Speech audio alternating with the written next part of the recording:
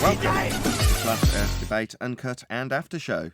I'm your host Nathan Oakley, and if you are new to this channel, or you've not done so already, then be sure to subscribe, hit the bell notification icon and join button if you'd like to become a Nathan Oakley 1980 channel member and keep up to date with the Flat Earth Debate. If you would like to support the channel, there is a super chat that runs alongside each of these shows while they premiere, and there's also a PayPal, Patreon, crypto and thanks button in the info box below the video.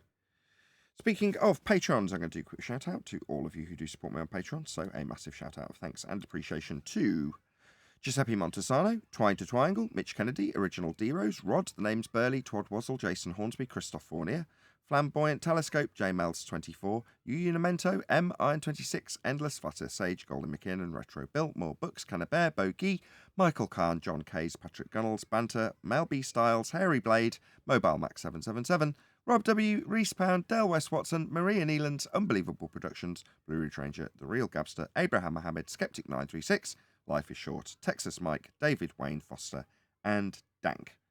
So another massive thank you to all of you for supporting me on Patreon. Now I will hand over to whoever is in Discord and Google so you can enjoy their dulcet tones while I set up for today's live show. Again. I said that goes to show you that scheduling is important, that people know what time you're on. They show up when you know you're on. And when That they is don't them know you're on, That they is them don't know. showing up. I mean, Right. the members only stream I have run the last couple of days. It's just they've only run for 3 minutes, and then the computer fell over.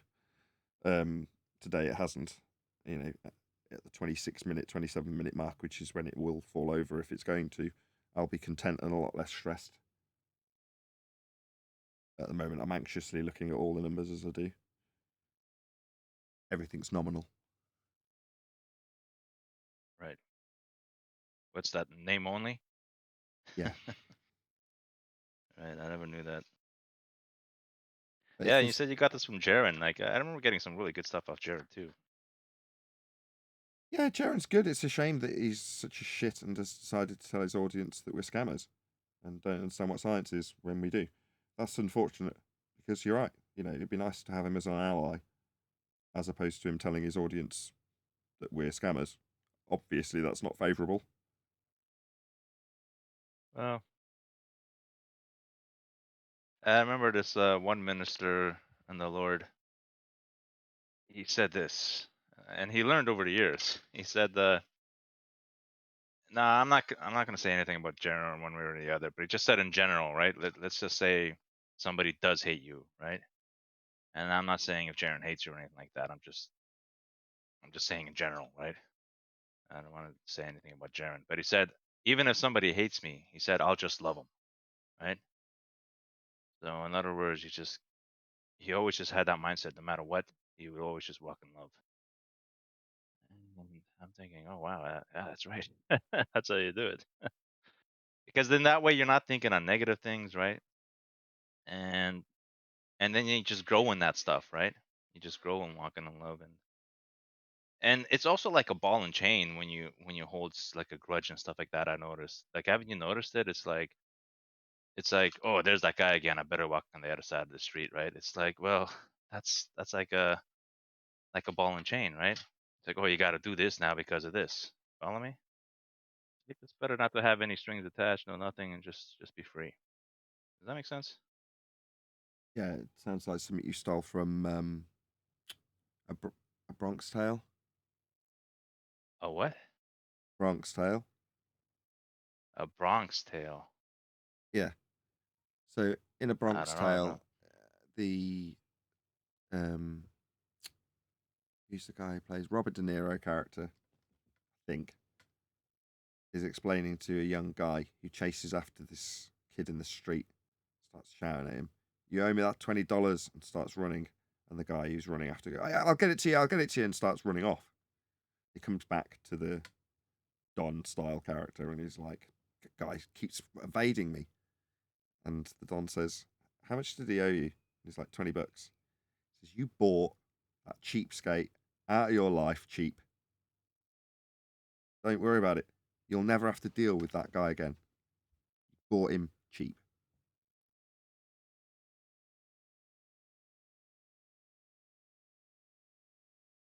Um, kind of miss some of that stuff. Bottom what? Bottom cheat? Instead of him saying, have the ball and chain wrapped around you to chase after the guy to try and chase down the $20 that he owes you, it's like you can rid yourself of that ball and chain, which will inevitably be more frequent with this guy. He'll always end up doing something like that and being a pain in the ass and taking up your time with you having to run across the street to try and get the money back from him. But if you look at it another way, you can rid yourself of the ball and chain, like in your example, by just forgiving him. Just saying, oh, okay, I'll forgive you the debt. Forget it. Just never mention it again, and the guy's out of your life. He'll never bother you again, ever, because he owes you money. Right? So just ignore him, rather than seeing it as some vendetta that you've got to chase down. In other words, let some things go. Yeah. Yeah. That's pretty good.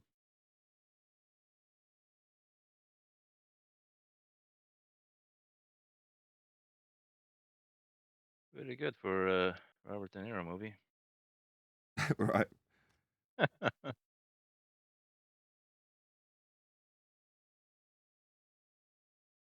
Yeah, that's kind of the thing, Because I noticed like the things that we think on, right? They start consuming us, right?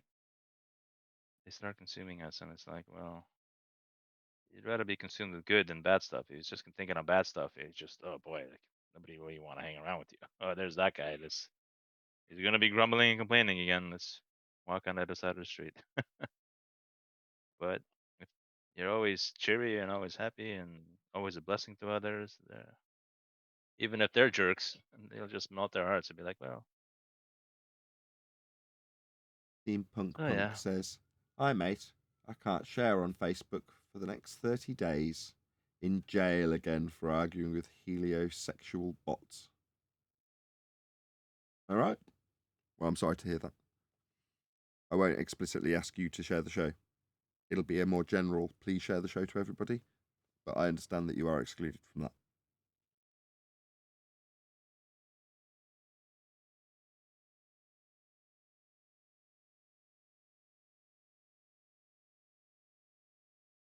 Should I care about dead air when it's a member stream that will become unlisted once it's finished?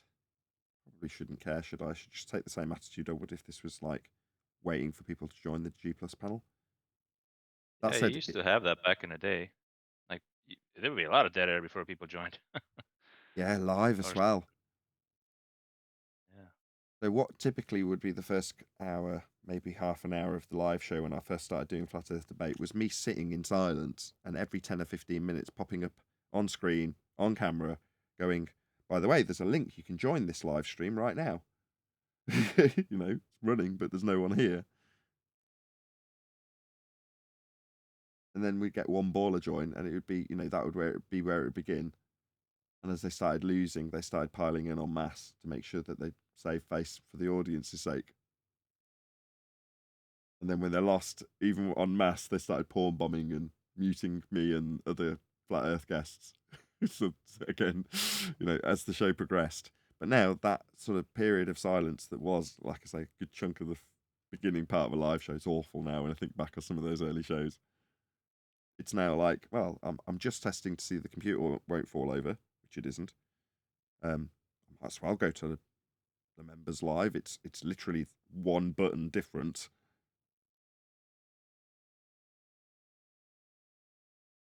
Why not?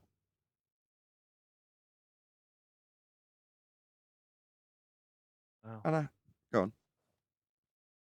no, I'm just thinking back. Like I joined around episode 200, but I did watch your first 3 episodes, and I had that baller that came on. What's his name again? What was Lewis the first Hackett. baller you had on your first guest? Lewis Hackett. Yeah, Lewis Hackett. Yeah, you guys are both. I remember you guys both said, "Oh, you grocery deliver too? I grocery deliver too, also." That's Really? all I Wow. remember. So I was still working part time when I started Flat Earth Debate then. I suppose I must have been. There was no way I was going to scrape by getting 80 quid a month from YouTube. You know what I mean? Yeah. Well, it might have been you said you are or you were, so I can't be too certain now. There was But I definitely an think you were. overlap. I mean, I can't remember exactly when that was, but I went from Yeah. jet setting all over the world to managing a shop in my local town, pawnbroker, to delivering groceries, all on the transition from. Although I was doing YouTube while I was a rep, so I was still putting out videos of the equipment I was selling. But the transition from that through less and less menial or less and less interesting or responsible jobs, you know what I mean, into YouTube. So there was obviously a downturn in jobs.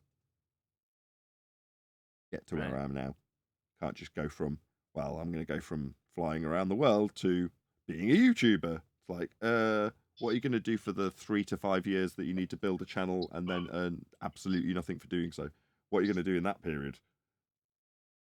Yeah, I had a similar like revelation. Like one time I quit my job like a while back ago, and I didn't plan about like how I was gonna live going after. I thought, okay, 3 months is enough to like get another job, right? I don't understand this But instead, concept. life. Quitting the job, like not getting fired. Oh, this is very alien to me. But anyways, I quit the job and I found out, wow, life just kept going on. Like things just kept going on, and I just decided, I decided to live as a minimalist. I ended up getting rid of the car. You know what I mean? And just I was kind of like you. I'd rather be like time rich, right? So I just lived like a simple life. Until something No, goes you're wrong. not like Nathan because you quit. Oh, you got fired, Nathan? Yes and no. I mean, in some jobs I've left, that's an exaggeration. I have quit certain jobs on my way up, through the ranks, through to get the job as a jet setter. No one would employ me. That was like my dream job at the time, and no one would employ me because I hadn't got any rep experience. So the only way, my route to get to that job was very specific. It's like, to be in that job as a rep, I needed to get business to business selling experience, and the way I sought to get that was through recruitment. But the way to become a recruitment consultant, again, if you've had no business to business selling experience, they won't let you through the door to work in that job. But they will let you through the door if you've had negotiation experience. That's selling houses. So that's what I did. I got a job as an estate agent to get a job as a recruitment consultant, to get a job as a rep, so I could fly around the world visiting studios and celebrities and kings in some instances, in some countries, very rich basically. That was the path that I took. Now obviously you're going to leave jobs along that path to go into better jobs, but at a point I was just getting fired for not doing things. So the rep job itself, I got fired from that unfairly and took the employer to court, which I won. And then after that, it was working in a pawnbroker, which ethically there was certain aspects that I just didn't do. So eventually they took disciplinary action against me, and they were right to do so, because in terms of the payday loans, I just refused to do them. And I'm there supposed to be managing the store and managing other people. And while I did train other people how to do it, I personally wouldn't do it. And they're like, you're supposed to be setting an example to the other staff by, doing the most. I'm like, no. So yeah, eventually they got rid of me. Go on. Were you messing with the talent? Messing with the what? I said, were you messing with the talent when you were a broker? When I was a recruitment consultant. I don't follow I what thought you're you said asking. pawnbroker or something like that. Messing with the talent? I don't know what that means. Oh, I thought you said porn. You said pawn. Oh, right. It's just how we say it here. But yes. Sorry, my bad. No. I'm not selling filth. Selling second-hand items that people have traded in. or No, sold it's to because us. then you said something morally. I'm like, oh, I guess he has Pan broker. Pan. I guess he has the standards, I guess. Hey, let me ask a question now that you brought that up. Well, there was one other job, which was the one I was delivering from. Well, that was right at the tail end of when I transitioned into YouTube. So the first thing they did was moan at me that I was making YouTube videos because people had complained. That would be ballers with a vendetta contacted my employer to moan about me. So I started getting disciplined for that. Although that wasn't necessarily a big deal, Are you serious? Yeah, I'm absolutely serious. Wait, you were doing a job, regular job, doing videos, and ball artists were ratting you out to your regular boss. Yes. regularly. Oh my Not God. just once, regularly doing it. It was a frequent occurrence. Anyway, that aside, they wanted me sacked. You know, they wanted me to live in poverty. They still do. If they had a job, if they had a boss that they could contact now, they would. That's, you know, when people say, "Oh, you're being a bit unreasonable to Matthew," I'm like, number one, I'm not actually going to contact his employer. I wouldn't do that. No. Number two, I'm making a point, which is that while I can use a nice public example like Brian Mullin, that's happened to me and loads of other people. Not publicly in the same way. Not with George Netany discussing the fact he did it on a video. No one's done that for me. I have no idea who was complaining. You know, but that's just what people do when they're losing an argument to a flat earther. Right, well, let's have his job then. That's what they do. In any event, that wasn't the issue. The issue for that particular job was that they just stopped going in. So eventually they were like contacting me going, you know, you've got to come in and actually do work. I'm like, I'm ill. It's like, no, I'm not broadcasting daily. You know, and eventually they just got rid of me. Hey, Nathan. Go on. I got 2 questions for you. Remember there was a while ago some Glober fumbled into the Discord after show, and it turned out to be a parody. We identified the guy pretty early on. His name was Alex Stein, and I guess he gave us a run for our money, just being silly, saying his mom's a plumber or his dad is a plumber. Anyways, it came out to be parody, and we quickly caught on to who it was. And this gentleman has gone on to be quite the popular YouTuber, Twitter or whatever. And do you know why he didn't use this little thing? Like, hey, here's a video of me trolling flat earthers or something like that. Because like, why would he not use it? Does he want to stray away from the subject of flat earth, or what do you think? I don't know. He came in and offered up a load of globe arguments that were old and tatty, and we systematically dismantled them all. So in that respect, it wasn't a great jape for him, because he's not, you know, the idea of saying I'm a flat earther, but watch me get one over on other flat earthers by knowing the globe rhetoric better than they do. Well, he didn't achieve that.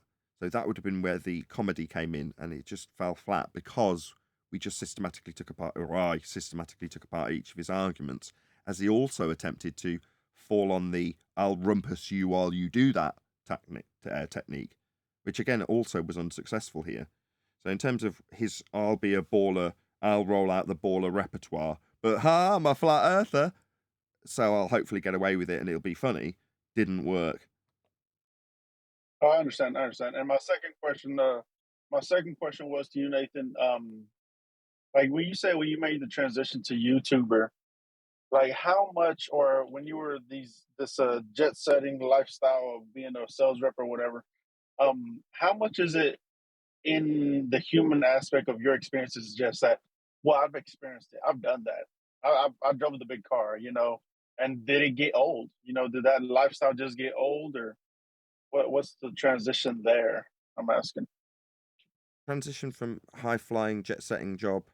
Well, that job I got summarily fired, and I had to take them to court. So it wasn't like I voluntarily wanted to lose that job. I was quite enjoying it. So you're saying, what's the transition? Well, during that job, I was doing YouTube videos for the products that I was selling, and I enjoyed that aspect of it, and had been trained in that. That's why I ended up doing it. It's just because you fall back on things that you've been trained to do, especially if you're passionate about them. So things like videography, I was especially passionate about. Even the equipment that I was selling was audio video equipment. So you can obviously imagine that that's something that I was going to be keen on doing as I trained in it in college. So therefore, there was a loose transition from there. But after that, I just got another job as a manager in a pawn broker. But again, in that job, for whatever reason, I like putting up eBay ads for all the crap that people hadn't come and taken out of our storage that they'd bought in to get money for. Or if they didn't come back and buy it, obviously you had to sell it like any normal shop. But for us, it was secondhand stuff, so you put it all on eBay at whatever price that you'd found out that it was worth. But what I would do is put a video next to it, because I figured out how to get into the back bit of YouTube with code, so you could drop a little especially, I can't remember how to do it now, but like a special link that I figured out. You could embed it. That's the word.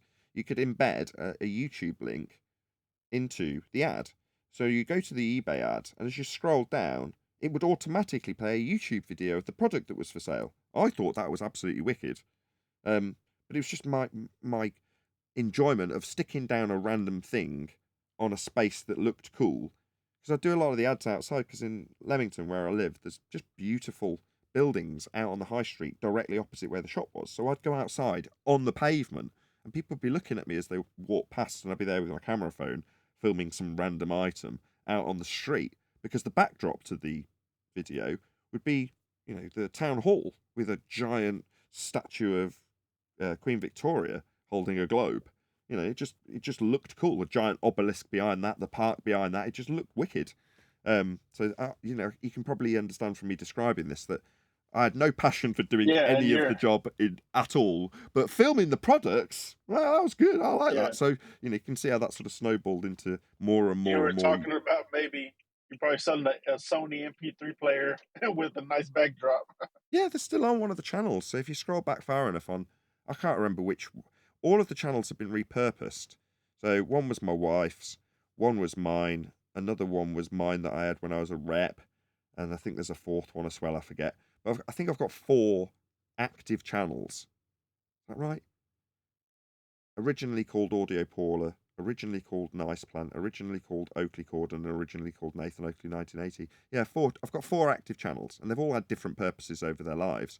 But if you go back far enough for some of them, you'll start seeing like random 30-second clips of like a 360 B-roll of a Ericsson phone or a mountain bike. And you'll be like, what the hell is this? Just a mountain bike with a nice background to it.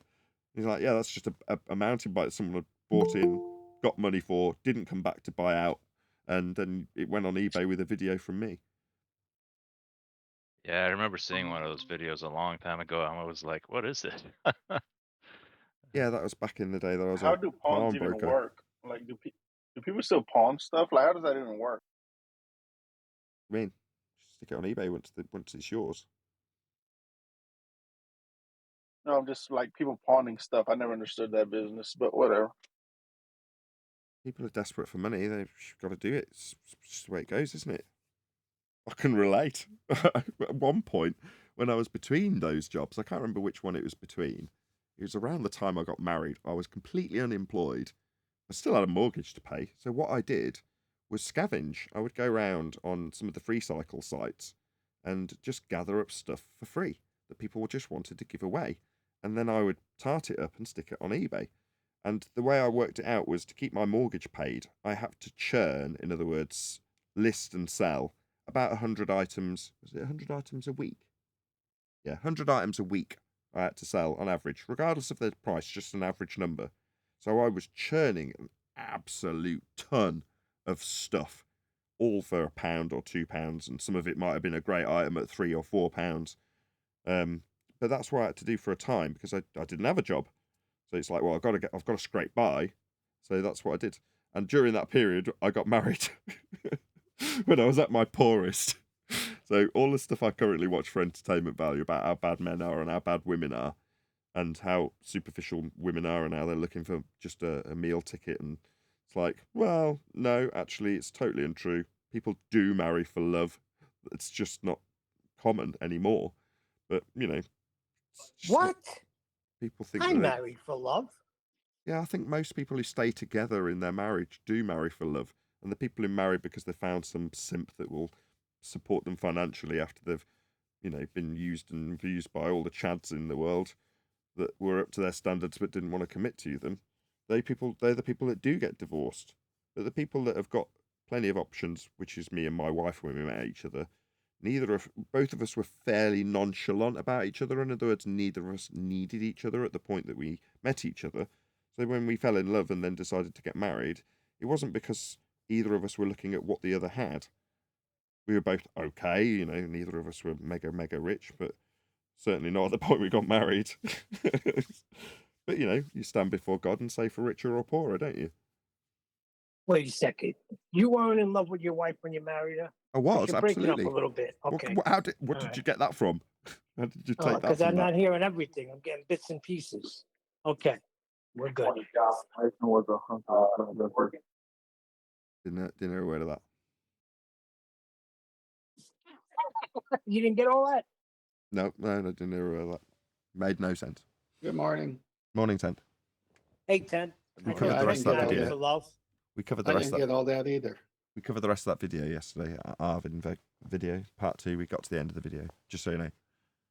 No, yeah, I found out late. I saw it after my stuff that I had to get to, and then I said, "Oh, they're doing a live show," and then I clicked on it, and I said, "Oh, they're doing." I mean, I wasn't there for that, and so I'm going to have to listen to it. I wasn't able to listen to the whole show, but I put up today's, the one that you missed to cover just before I went for that week. Joe Rogan interviews Lawrence Krauss. Cool. Yeah, I've got it all queued up. Yeah, you know what was funny is that even though I went away for a week, that Monday I posted the video for you to review, and you didn't. So I posted it Tuesday. And I said, "Don't they read?" So then I stopped posting.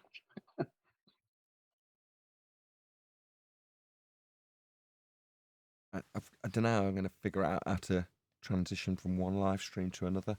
I suppose if I just click end stream on the members stream just before I go live, the 10 people who are in there now, just take heed of this now, what I'm saying now, which is to say that at some point, just before 2 o'clock, I'm going to click end stream on the members only stream, and the video you're currently watching will become unlisted immediately as soon as the stream ends. All of this is pretty much 99% of it's self-contained within the Uncut and After show anyway. If someone who is a member comes after the fact and wants to hear it, other than a little bit of dead air just before I started the recording, which did make it to members. But other than that, it's basically the same as what's on the Uncut and After show. So yeah, just move over to the live stream with everyone else when it does go live, just so you know.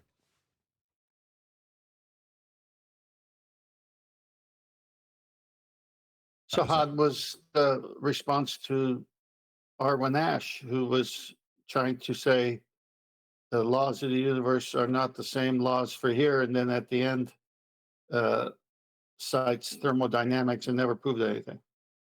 It wasn't that he didn't prove anything. Me and Adam were quite complimentary of him in that regard. So both of us felt that he's disclaimed all of the things that are failings in the descriptions he gives before giving them. So his guilty conscience is clear. His conscience is clear in that regard, right? So saying at the end, But hold on, don't hold throw on, out your hold on. don't throw out your thermodynamics textbooks, was his way of saying, well, this doesn't actually disprove any thermodynamic law that I implied at the beginning of the video and in the title, which was interesting. Okay, hold on. It's been a while since I watched it, but I really wanted this video to be reviewed because he would say things. Let's see if I'm catching on what you're saying. He would say things, and then he would disclaim things about what he said, but he would still say them. So Narnia talk, and then disclaim it as Narnia talk, and then at the end make a reference to thermodynamics. Well, don't throw that quite yet, because this has been Narnia talk, right? Yes. Am I? Yeah, so the conclusion that we, mostly Adam and myself, to be fair, concluded with was that it's on you. If you're watching that Arvin Ash video, and you decide to take out of it a bit of bending 4D pseudo-Riemannian space-time and photons giving off dark energy, whatever it is, you want to pluck out of that to make your worldview work, you can. But he has disclaimed all of the faults and foibles and where it's hypothetical or proven completely false in some instances.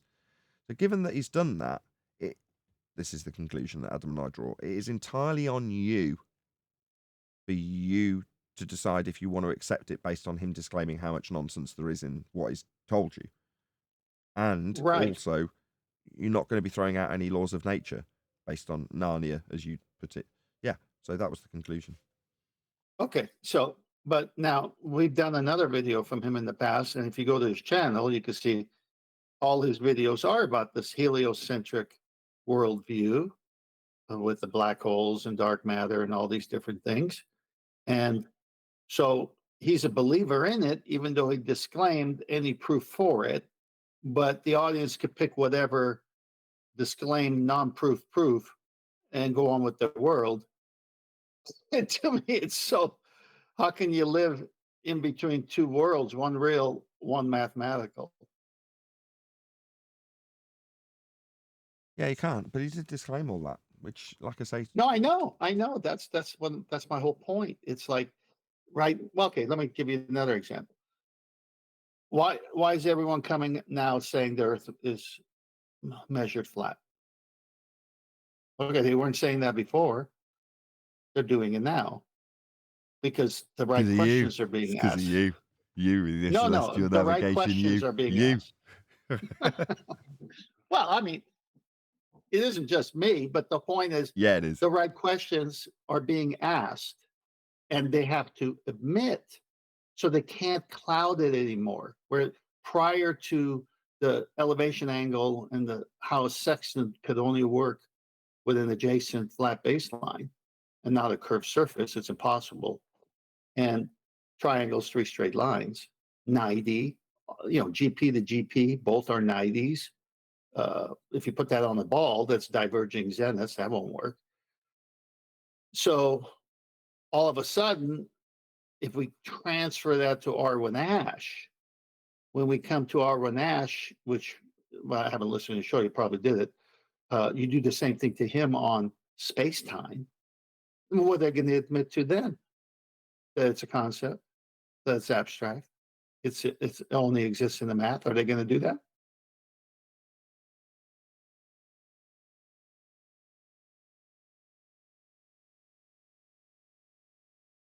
Right. They're going to have to. Right. Yeah, they're going to have to. When you look at the astrolabe, the original, or one of the original devices, they took the celestial sphere, flattened it out, and put it on a disk. So all the stars, this stereographic projection, they call it. But it's like,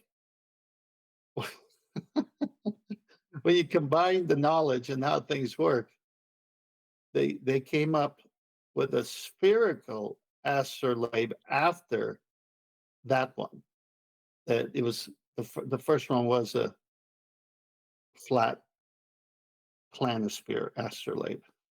Then they had many different renditions down the road, but they had to use that first.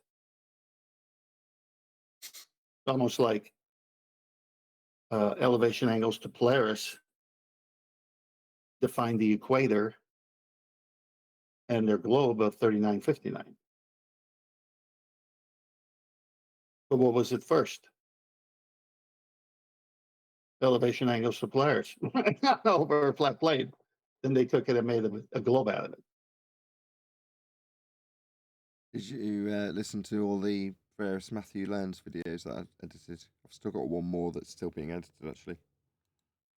I finally finished the one you did where you took out the curse words, or most of them. And yeah, I mean, it's, to me, the biggest, well, there's so many gold nuggets there, but you remember when people used to come on and then we'd say they're parroting someone? They really didn't know the subject, but they would just parrot a professor or something or someone, some book they read or something. And then we'd break it down and get the right citations. And then they'd see, oh, gee, I didn't do my homework. That's what it felt like listening to Matthew Learns. He was parroting aspects of celestial navigation, but he got all mixed up to where he contradicted himself with triangulation, trilateration. He'd admit to something, then he'd fight it, then he'd admit he fought it. I mean, it was like, is this real? Is someone paying him to come on and act this dumb? That's what it felt like. The one I'm editing now is a focus mainly on the height of the star required in the heliocentric model.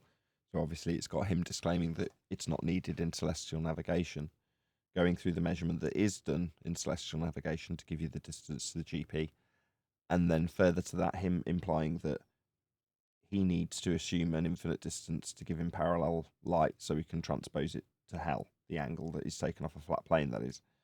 But in that process, he's being led by Eli, and Eli's getting him to say, no, it's not used in celestial navigation. But I'm not assuming it because I've already assumed it when I assume they're infinite. Crap like that. Double speak, basically. So that's the focus of the edited video that'll come out in the next few days. It's just long. It's like half an hour long. But there's a lot of meat. So I thought, I might as well keep it all in. There's a lot there. Why not? Yeah. No, you should, because he was waffling there. The version that I heard of it, no, I want to hear the full one, because I really just want to hear the full after show to see what else he said after the live show. Exactly. Because yeah, exactly. That is that. So it's him talking about it initially in the live stream with Eli cornering him, followed by the discussion that took place in the after show. So it's kind of both of them hacked together, but with the focus on the height of the star, not used in celestial navigation, needed in a heliocentric worldview when you're transposing an angle measured off a flat Earth to hell, but with parallel light that both comes to the center and to your surface that you couldn't get the angle from. Brought up by me. Right. He started off that way, and Neil caught it and then brought to attention. You're in there, Neil. You're in the edit. So there's you in the edit going, I'm sure he mentioned something about needing the height of the star. You very much get your moment of fame. But he waffled. but he waffled on that to where it was quite embarrassing, because first he said you don't need it, then he would defend why you need it. I think it was Eli saying, then why are you fighting that there's a necessity for it when you just told us it's not necessary? Something to that effect.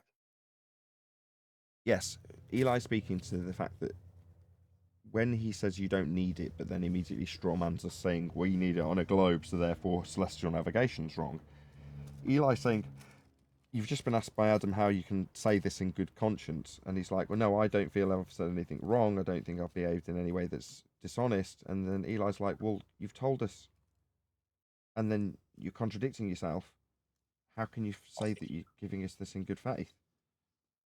Do we need the height of the star? No, we do not, says Matthew. Can you reference anything that's got it needing the height? No, I can't. But that's why I'm saying celestial navigation's wrong, because on a globe we need the height and it's assumed to be infinite. But that's not assuming a specific height, therefore we're not assuming anything. Which, by the way, Tent, before you go, there's going to be a new housekeeping question. If you watched QE's show yesterday, you'll hear it today. Okay. Oh, cool. Yeah, I'm all for it. It's pertaining to what you're talking about. Well, Brian probably came up with it 2 years ago. I wish I remember how they phrased it. I would say it, but I'm just going to butcher it. So I'll wait for Adam. Adam knows what it is. Like there was a lot of things, when the Black Swan came out and the Sexton argument was coming out, dripping on the pre-show. There are a lot of things that were said then and shown about both those subjects that later on became more crystal clear. And that's what happens, because when you run with something like, say, the Black Swan, the limitation of the physical geometric horizon based on the Earth, that's a ball claim from that side of the argument, not us. We're not claiming that. But that's their extraordinary claim that Earth is a ball with a radius of 3959. And according to the math that goes with that, the geometric horizon at different elevation, eye line elevation, would have to be thus and no further. Okay, well, that's easy enough. We can prove if Earth is got curvature now, because we know what height my eye needs to be and where the geometric horizon will block the bottoms of boats and buildings. I mean, we have a precise number as long as weather cooperates with us. It's not fogged in or something. Well, sure enough, you get the Black Swan and all the other Black Swans, and it's beyond the limitation of a physical geometric horizon. So, we see all that, and then we say, oh, the ballers, they're going to have to get this in 9 months or less. Right? And then here we are, how many years after? 2020? Jan 2020. If they don't want to get it, they're not going to get it.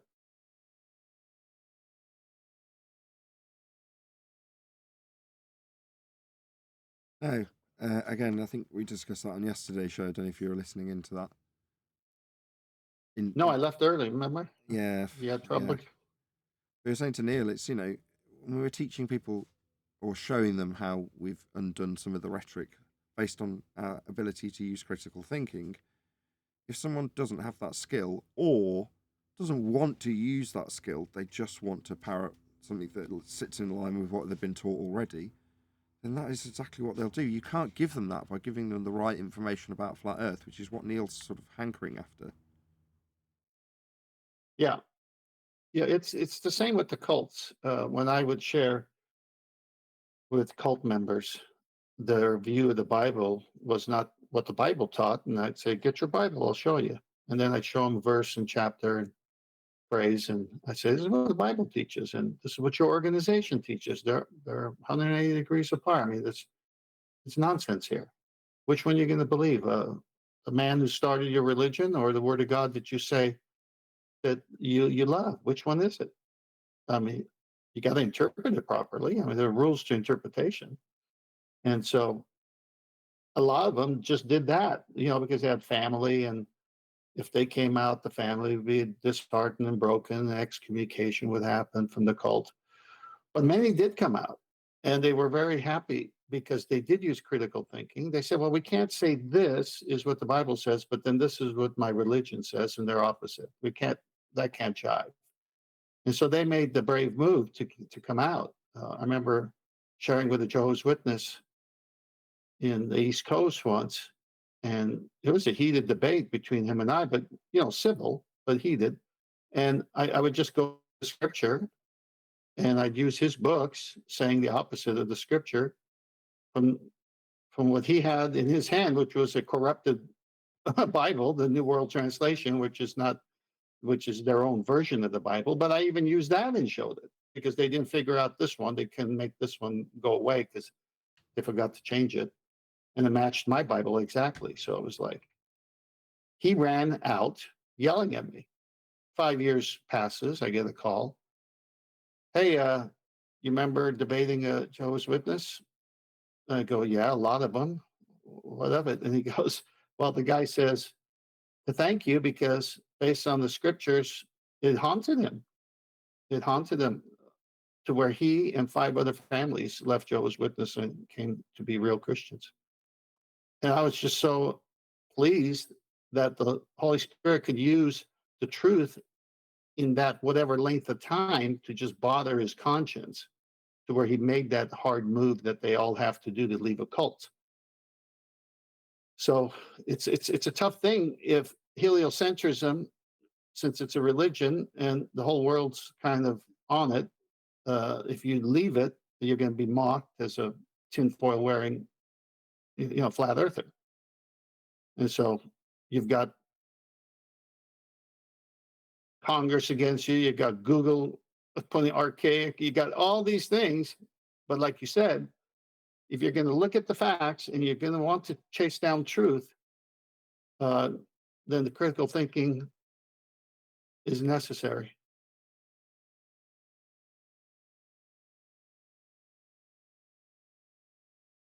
Indeed. And the people are afraid, frankly. They're just afraid to, they know we're right, some people that I've talked to, but they're quiet about it because they're afraid to talk about it openly. And they've even told me, well, you're so bold. I go, well, you look at it as bold. I look at it as truth, and I'm ready for any debate about it. Like, you think I'm crazy? Sit down. I'll put $100 bill on the table. You beat me, you walk away with it. They don't like that.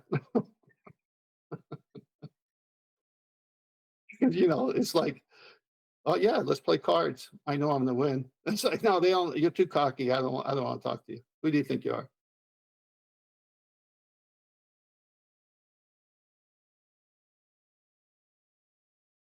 You're just limited to a few arguments. I mean, Someone asked me about airplane flights the other day, and I said, "Why are you going to that? You can kill them with the black swan. You can kill them with gas pressure without containment. You can kill them with elevation angles. Why would you go to airplane flights and the distances? I mean, who cares?"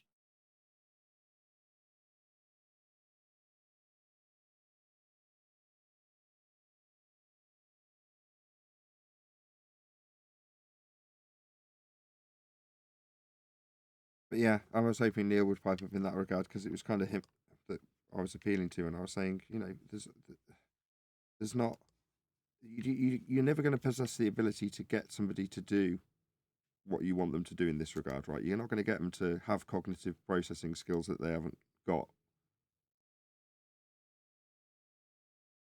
Or refuse to use or ignore evidence when presented and fight for the losing team like you're winning, but you're losing. The gas pressure one is fantastic because can you show me gas pressure without a container? Please, when you do that, look me up. Or can you show me a vacuum? Hang on. Can you show me a vacuum without a container? When you do, look me up. Nature abhors a vacuum. Both need containment. Now that's logic. That's experimentally proven. So they know that. Yeah, but So hold on, you- Ted. Hang on, let me finish. Let all me finish. So that hits them hard. But now they have to scramble. And when they scramble, that's when I'm just relaxed. And I kind of like this position because I like asking it that way. Can you show me gas pressure without containment? Can you show me a vacuum without containment? I'm waiting because your whole heliocentric spinning water ball with gas pressure next to a vacuum without containment falls apart unless you're able to show me that. And then they just make up stuff. It's like I'm laughing. I've actually done this where I'm saying, "Are you kidding? You're going to say, what?" Let me tell you what my son says because this came up. He says, I know we need containment, but we don't know where it is.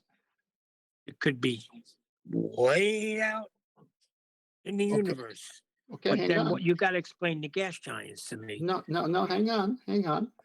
That's a good start with your son. I would say, but according to the official claim from NASA and all the space sub-organized agencies that work in concert with NASA, the China one, the Russia one, all these different countries, they all say it's here.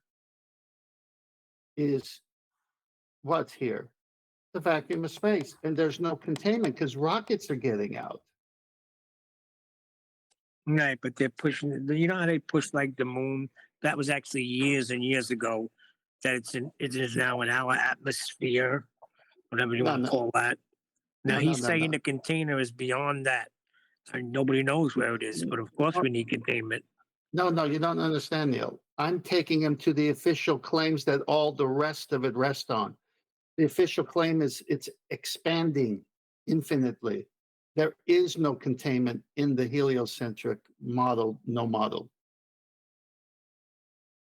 So when you prove that it's what he's saying is his answer to meet you in the middle, but it's not the official claim, he can't hang on to the official claim on all the other claims.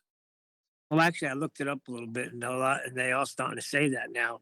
But I mean, so you could just change things on the fly, I guess, huh? Well, that's what heliocentric people do when they meet up with flat earth housekeeping questions. They change it on the fly because they have to, because it's the only way they can still hang on to it. What I said to him was, I'm glad you agree that we need containment now. Right, Very but good. rocket ships are going to 10 to the minus 17 torr vacuum. Now, if rocket ships can go there, all the gas pressure we breathe would go there, but it's not. Yeah, plus I was looking up that word rakia. It was saying in the original Hebrew they changed it to a expanse. Well, they've done that because of scientism. They call it, Right. but there is an expanse within the rakia. There is the volume within the containment, I don't have a problem if you want to use expanse that way. But the word raka, which is the root word for rakia, is something stamped out, beat out, like metal or something.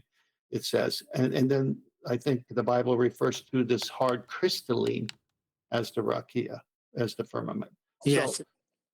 So the Let me whole just tell point. you real fast before you go, because they're trying to say that what they said was that when science caught up, they realized how foolish they sounded and how inaccurate the Bible was, because since we have space travel, they know that there can't be a firmament, a hard sky where rockets can't penetrate. So it's ridiculous. I mean, the whole narrative to me. No, it's part of the lie. Let me read you something. It's part of my research here. Where should I start? I'll start right here. Okay. More than anything else, the Copernican revolution that ushered in the Enlightenment was responsible for creating skepticism about the intellectual and moral authority of the Christian tradition. If the church's adoption of Aristotle's geocentric view of the universe could be shown to be wrong by the heliocentric theory, then what else did the church get wrong? Question mark. If the biblical story of creation was not accurate, what else was misleading in the Bible? Question mark. So do you see, this is based on discrediting the Genesis account of the firmament. And if you could come up with something and you could discredit the creation account, then what else is wrong in the Bible? Maybe my moral lifestyle is not sinful now. I could just do what I want because, I don't have to listen to the scripture anymore. This is the whole point of Satan using this as a great deception. Mhm. And then you have to realize that the church here is not like it's called like the Catholic Church, the Roman Catholic Church, which is corrupt. So it's like, why would they adopt Aristotle's geocentric view when you have a fairly vivid one in the Bible you can just believe and accept as God's recorded account of how he did it? Why do you have to have Aristotle's geocentric view? Well, because his had a globe. And so this lie slowly started to develop. And so if the Catholic Church adopts Aristotle's geocentric view, okay, then it's not too big to go to Copernican, which is the Earth going around the sun now, rather than the sun going around Aristotle's geocentric view. When both of them are wrong, because the Bible doesn't talk about a sphere or a globe. Exactly.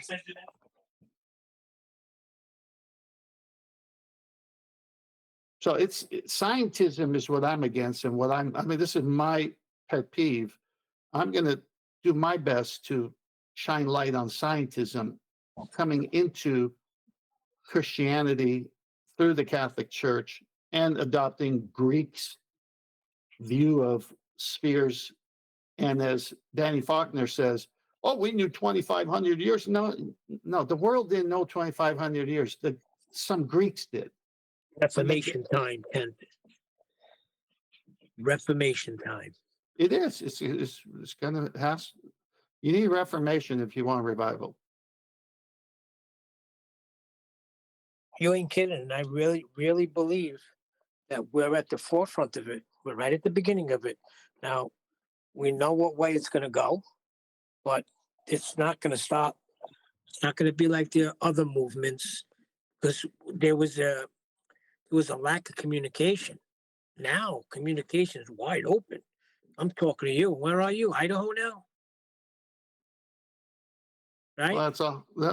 What's coming on before the end of this year? What's going to come out is going to put us on the map a little bit better. And when that happens, Good.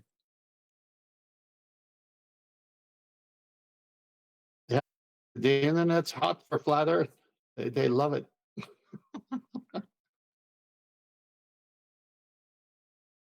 I'm working with my brother, so a lot of times I gotta hit mute real fast because he's talking. Yeah, no problem. We're about to start the show anyway, so we should have a good one today with Joe Rogan interviewing Lawrence Krauss, that knucklehead. It's funny. This video at some points is so funny. Yeah, Joe Rogan, I don't know what's up with him, man. He has the total, what do you say? He has the show to really knock this out of the park. And I thought he was gonna with Eddie Bravo because he's got a big audience, and he just went the other way, man.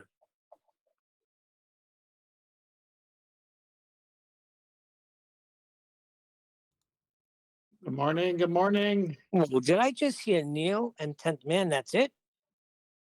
In G Plus? Oh, there's a union meeting today. No, we've got Adam as well. He just hasn't been let in yet. There he is. Hey, Adam. Oh, there he is. Good. Union meeting. I don't want anything to do with paying any dues. That's for sure. I think it's in reference to me saying, there is occasions where I physically can't have a show, and that's just unacceptable, apparently. That's a bit of housekeeping. No, I'm talking about what a guy's ain't here. There should be more than just me, 10th, and Adam. Everybody's getting docked a day's wage. No obligation for anybody. Same goes for Discord. If you don't come, that's fair enough. There's no pressure. You don't have to be here, Neil. It's okay. Hang on. I didn't know there was a wage. Now I'm willing to pay dues. Yeah, there's no wage. Hence no obligation. If there was a wage, you'd definitely be obliged to be here. Anyway, let's do a bit of housekeeping. Any evidence of the distance to the sun? Well, you'd have to have a radius to an Earth, which is what they use as part of the whole calculation. So do we have a radius of the Earth, and the Earth is a sphere? Would I need to know it to do celestial navigation?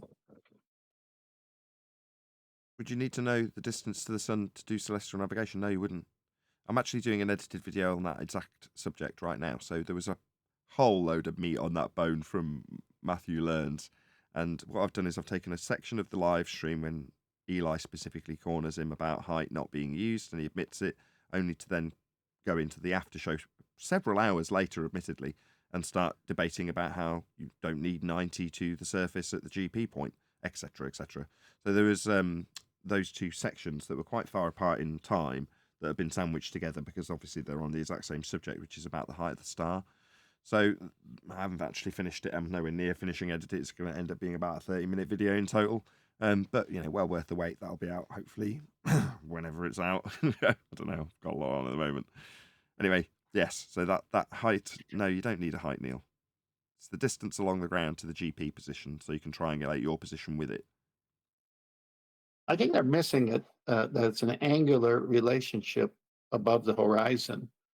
And they keep wanting to convolute it by saying distance, but then they haven't done celestial navigation because, like you said, all the citations, and Matthew Learns even agreed, that's not necessary.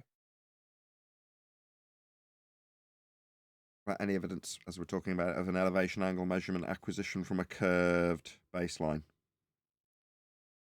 Well, that's impossible. And that's why they have to draw the tangent planes every time they want to show in the image for celestial navigation a vertex.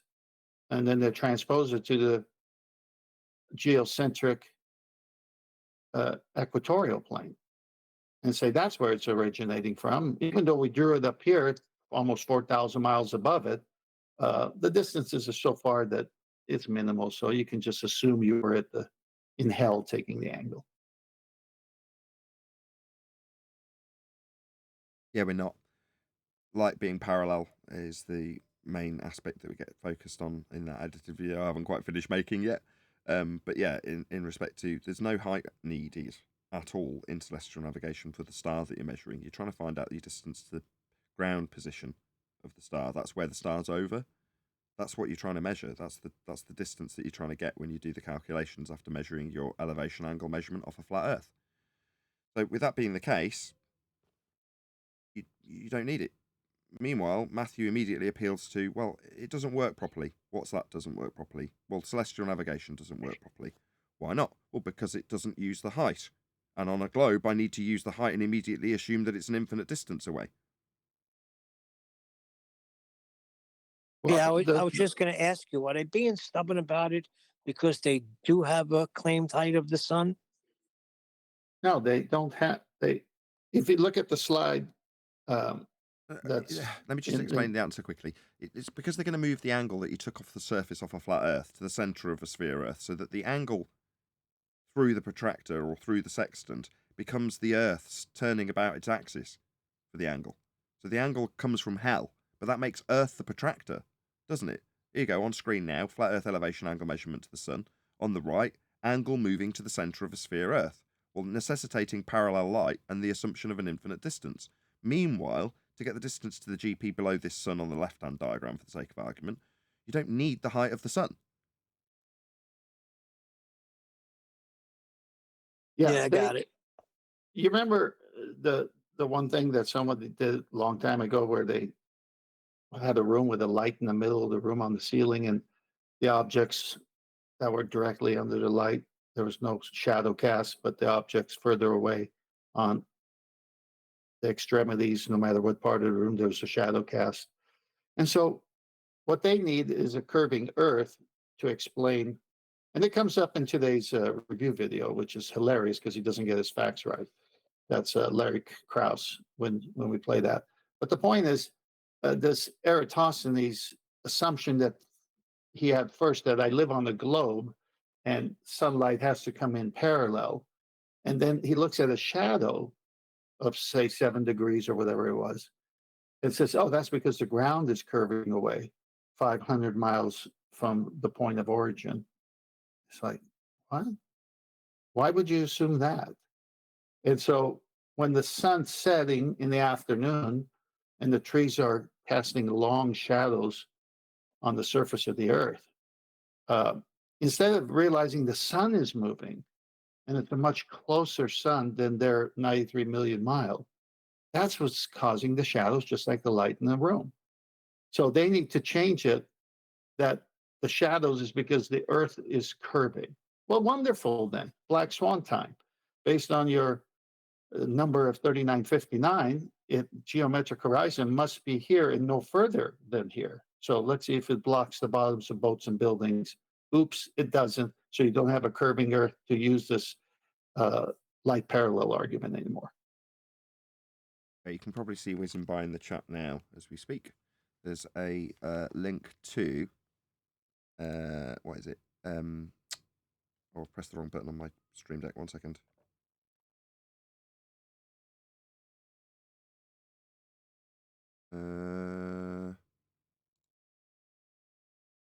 That's not changing my screen. Very strange. Okay. Looks like my Stream Deck's locked up for some unknown reason. Not a good start to our live stream. How long we've been going? About 8 minutes. Wonderful. See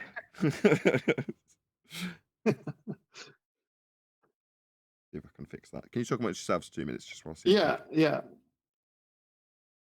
Hey, Adam, you available to talk or you working?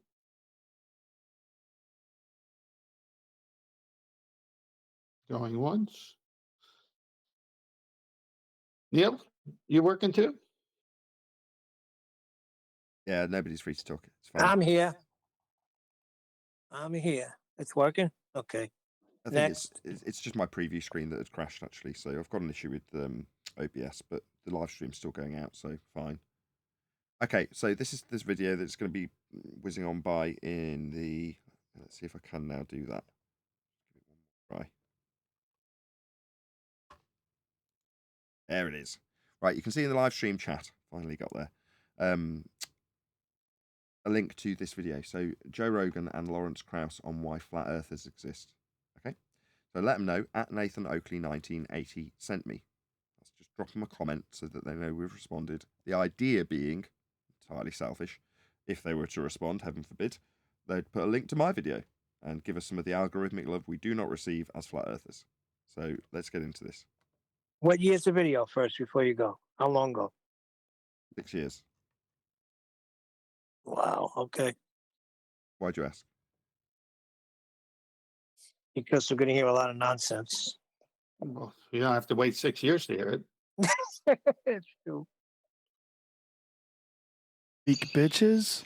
One of the biggest issues I think that people are having with religion in the 21st century is these areas where you're not allowed to question and explore, that things hit these walls where this is God's will and this is the way it is. And in my mind, what we say, that is just code word for I don't want to think about it. Right. Well, it's too confusing, it's too complicated. Or too terrifying. Too terrifying. Or people say, and this amazes me, I get religious people saying, you will never understand the origin of the universe. You'll never understand what love is. Science will never, ever explain love. Is love a phenomenon? This is quite a good question. Can you see it? Can you see it? See what? Can you observe it? No, I don't think it is. I think love is 100% correct there. You can't science love. It's hard enough to define it and get two people to give you the same definition. So I would say no. Yeah, but all of the The questions, results for that's love. not what I'm driving at, Adam. I'm driving at the question he's asking in the way they're phrased is to imply that certain things in the same categories would be able to be explained by science and certain things wouldn't. But none of the things that he's offered, because with love, you could say there's something that you can observe happening, right? Between two people that you could. Yeah. I know it's weak. I'm not trying to make it strong, and that's not what I'm trying to do here. I'm just saying that when you're talking about cause and effect relationships with science, that isn't comparable to saying love isn't capable of being put through the method. Because he's not saying that, is he? He's just saying science can't give you an answer for love or whatever it is he's just said. Yeah, but he started by saying the origin of the universe and science. So now he just jumps to love. Okay. Science will never, ever explain X. Well, what will? And then I say to them, well, that's incredibly a pompous statement. That was a better statement. Science will never explain X. Well, no, X could be a phenomena, in which case it's perfectly within the realms of science to try and explain what causes X, if X is the phenomena that you're studying. So I sensed he would be in a category error, and he is, and he's just proven it with that last statement. People ask why science can't prove X. What if scurvy is X? Was that proven in terms of the cause thereof? Yeah, it was. Saved many lives. So X, if you insert scurvy, would be perfectly scientifically validatable, wouldn't it? You can put it through the method, and it was. But that's not what he's doing. Do you know what I'm getting at, Adam?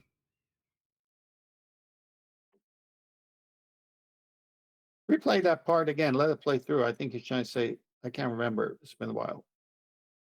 Understand what love is. Science will never, ever explain love. Science will never, ever explain X. Well, what will? And then I say to them, well, that's incredibly a pompous statement. Because if you say that science will never explain this, you must understand it. Because how do you know that we'll never explain it? What? If you've got a phenomena that occurs and you don't know what caused it, he's suggesting that by saying, well, science hasn't explained the cause of this effect yet, well, then you must know the answer. What the hell is he babbling about? Now you got to realize he's an atheist. He's a science guy, and science is his God, small g. So he's got to give some validity to what he's going to say later in this interview.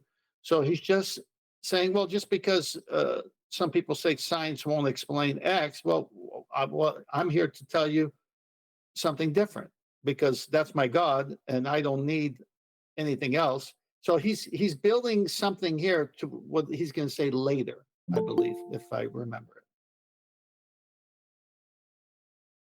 As I say, mate, I've got a semi-crash of OBS, so just let me know in the live stream if everything seems fine. It seems fine from my end on the non-preview screen. Yeah, I'm watching you on YouTube on my phone. Things are moving. So Looks right. Okay. We never know what we won't Morning, be able to guys. explain until we Hey, chocolate. try. And maybe there are things about our universe that we'll never understand. But we don't know until we try. You can never say up front that science will never explain this or that. Really? Okay. I mean, I tried to fight against this once with the second law of thermodynamics, or you could insert any natural law, which is a description of something that occurs always. And if you're going to say, okay, it's unreasonable to say that you'll never explain something that is described as a phenomena, but having been shown or proven wrong by people smarter than me, I'm going to go with no, there are certain circumstances where it is reasonable to say that science isn't ever going to offer you an answer for something. For example, if I give you an example within the context of the second law of thermodynamics, why does hot always go to cold? Why does that happen? In other words, what causes entropy? The answer will always elude you, because to reverse the arrow of time means to get back to the ontological primitives. Big Bang versus an external force creator. Okay, that's where you get, if you rewind the arrow of time, well, then you're left with the, will nature violate its own natural laws by creating itself, first law of thermodynamics violation, or by pure non-capability of nature violating its own laws of nature, you are only left with the alternative as a solution to this problem. What started the process of entropy going? An external force to the system that we are in. There can be no other answer, because the only other answer is the alternative in the ontological primitives. Nature created itself. That's Big Bang, by the way. Well, Lemaitre isn't correct when he's violating a first law, the first law, in terms of energy not being able to create itself. It directly violates that law. Okay. Anyone wants to add before I spin on? Isn't basically what causes entropy God? I mean, God Yeah, that's what you created said. matter and all of physical existence, and physical existence is like subjected to entropy. Physical existence doesn't exist without it. Well, since God created physical existence, well, then He also created entropy. Can you Very prove simple. that? Is it Werner Heisenberg? Is it Heisenberg that said something along the lines of, the first sip of the cup of natural science will make you an atheist, but at the bottom of that cup, God is waiting for you? Sounds a very sensible statement. I don't know who that is. If QE was here, he'd say, no, that is actually... I don't know. Because you haven't tried. And in my experience as a scientist, I've been, What's Krauss done scientifically? Anybody know? Not going to just outright say he's not. Has he validated cause and effect relationships through systematic experimentation? That's scientific prediction. Hypothesis. Has he done that? Ever? Do we know? The only times I've seen him is on YouTube videos fighting against the existence of a creator and talking about the heliocentric and dark matter and all this kind of stuff. So I don't know what he's actually done. But if somebody would say in my presence, in my experience as a scientist, my reflex would now be, oh, really? What was your independent variable? No. And then No. they'll be like, Well, okay, science is Oh, let me you're just a agree. scientist. Well, that Hold on, means you would hold on. have to have done Hold on, the scientific hold on. method, right? 5 times, 6 times. Hold on. I'm going to agree with Arwen's sentiment, which is absolutely on the money. But the question's just wrong, because you'd start by asking what the phenomena is, because then you're not just being rude. In other words, oh, really? You're a scientist. What's the phenomena you were studying to establish the cause of, if you wanted to be rude? Now, obviously, you're going to segue onto that because your natural instinct says, oh, scientist. Therefore, the person varying and manipulating that which they assume causes an effect they're studying in nature, because that's a scientist. So what was the effect you were studying in nature is the polite question to ask somebody in that circumstance, Arwen. But I knew what you were driving at, and you are right. I just wanted to get the question right. What's the phenomena? Step 1 in the method, Arwen, is observe a phenomena. Sorry. Go on. I just want to say, because the point is a natural phenomenon occurring, that still doesn't like immediately point directly to the original scientific method. But if you say independent variable, that's like an intricate mechanical aspect of it that cannot be misinterpreted. While if you just say natural phenomenon, they could still insert the nonsense about, oh, you just observe the natural phenomenon, you draw a conclusion, enough. and then it works, I right? gotcha. No, that's fair enough. You're saying you must contextualize it with the scientific vernacular it warrants. In other words, you'd say, oh, right, what was your dependent variable that you were studying? Right, to get to the core mechanics of the scientific method. Yes, it puts them into a position where when you ask them for a dependent variable, by implication that is the natural phenomena, by the way, but Arwin's saying it contextualizes it such that they can't weasel their way out of it by giving you something through a telescope that isn't going to have an independent variable stacked up next to it with a null. That's the contrapositive zero difference result. If they can't give you all of that after asking it contextually as a dependent variable rather than phenomena observed, because that's how we do it with the pink writing, right? What's the natural phenomena if you're claiming science? But you, with a scientist, you got to be right hyper-specific, Arwin? What was the dependent variable you were studying? That's fascinating. Scientists, you say. Dependent variable, please. When you ask it like that, you immediately, by using that specific word, test if they do actually know the specific scientific method. Yeah. Nathan, Arwen, they'll just, sorry, Tom. I was just going to say, Arwen, they'll just say, excuse me, I just looked at this light in the sky and I named it science, baby. yeah. So cursory research on internet. Lawrence Krauss, American theoretical physicist and cosmologist who previously taught at Arizona State University. Another thing about him is that he had a podcast called Origins. And then another thing about him is he's famous for putting science before God. So he's gonna fall into that Michio Kaku quote. Okay, he's a theoretical physicist and cosmologist. Okay, we'll ask the housekeeping question then. Any single viable hypothesis from any of the fields of astronomy, cosmology, or astrophysics? None. Nope, they don't manipulate anything other than math. I will repeat. I looked up at this light in the sky and I named it Science is Back, baby. Science is back, baby. Science is back. So all they have is a phenomena looking at a light in the sky, and that's it. They can't do anything after that. So strike out. There could have been brick walls, but I've watched progressively those brick walls crumble as we move around them or we break them. And it is so exhilarating, and that's why it's the greatest story ever told. It's so exhilarating to see them knocked down and things you thought we'd never understand. I remember one of the forces of nature, a very prominent physicist in the Pan says it's going to be gravity. 1960s or early 1969 said it will be 100 years before we understand this interaction. Next year, the theory came out, and it's so wonderful to see. Theory of what in 1970? What's he referring to? See how the story surmounts the biases and the anticipation of individual scientists. That's the greatest story ever told so far. Well, what's ridiculous about saying no one will ever figure anything out is that what we've figured out over the last 200 years is monumental, and that human language has only been around for 40,000. Yeah. Did you hear that little slight? The greatest story ever told was the differences between scientists. He's known for attacking people who have faith. And so, of course, the story of Jesus, the greatest story ever told. So that was not by mistake there. Okay. Joe Rogan has then gone on to oversimplify it and say, well, science doesn't prove anything. Is that where he's being led?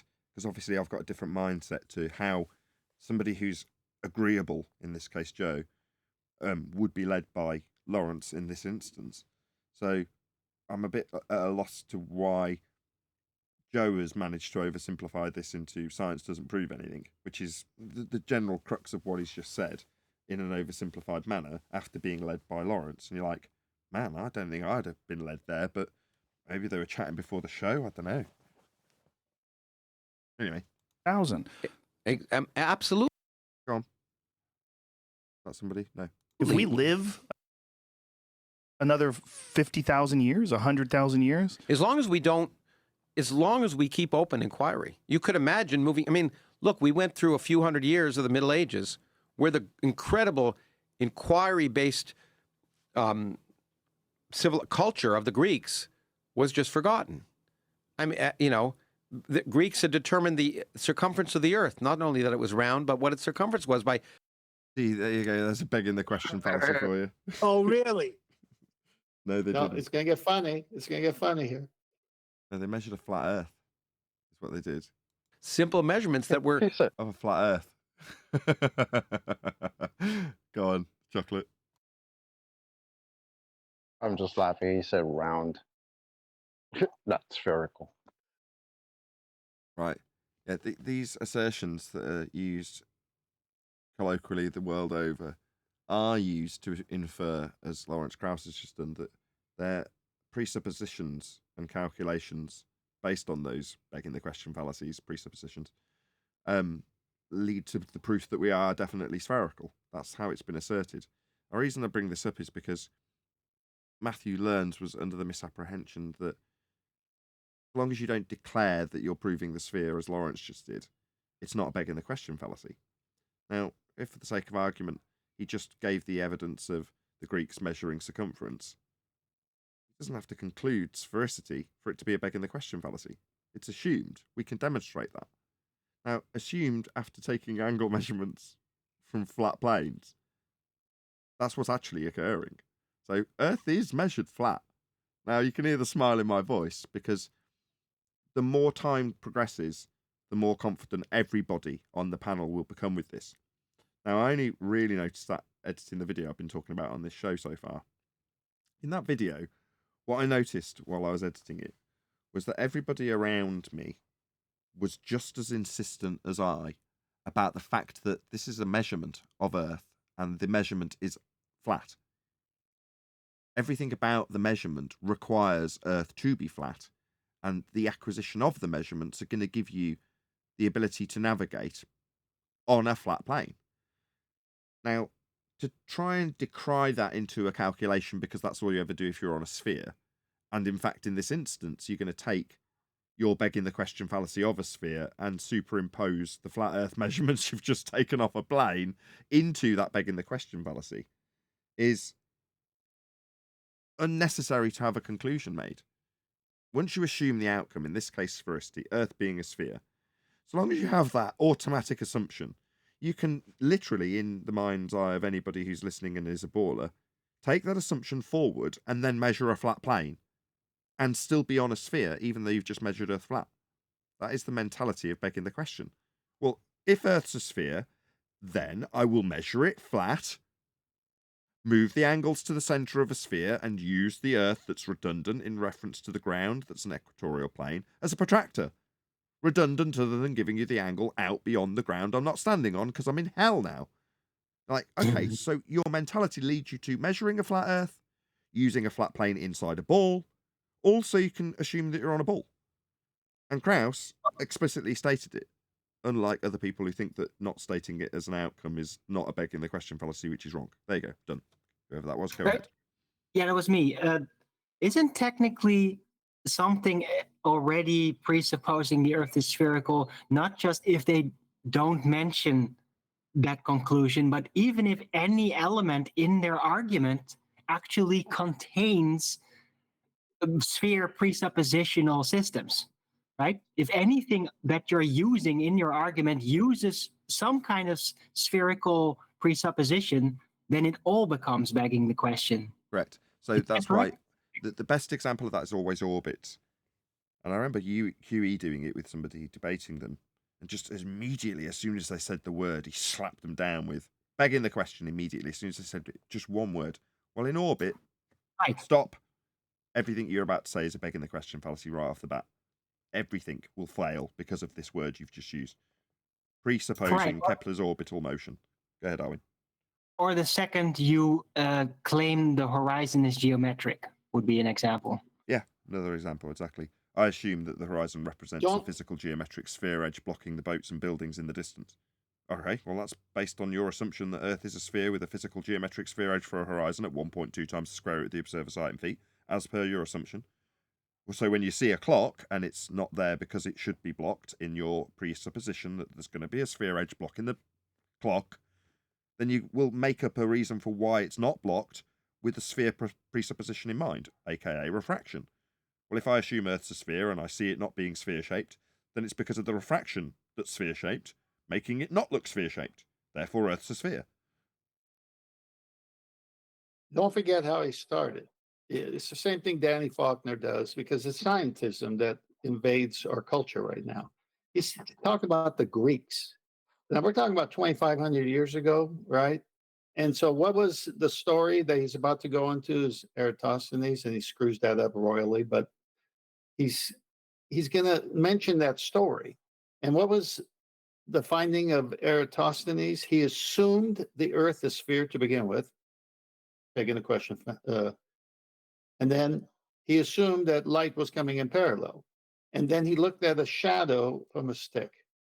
And he says, well, over here in Cyan, the sun is directly over this well, 90 degrees.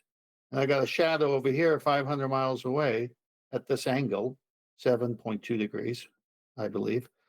And so that's because the Earth is curving, because I assumed the Earth is a sphere. This is what he's referencing as lost knowledge from the Greeks. This story is so convoluted with makeup stuff that here we are 2,500 years later, we can't show a geometric horizon blocking the bottoms of boats and buildings where it's supposed to be based on that history of the Greeks, that if it's true, is 1.22 miles at 1 foot observer height. But it's not, because it's not geometric. So they all go back to the Greeks, some story about a guy, and then you say, well, what about today? Can't we prove the Earth is a globe today with the height of an eye and the distance you're looking at, where the curvature, the horizon is supposed to be geometric? That's where the blockage has to start, but it's not. You can just throw out the whole story at this point.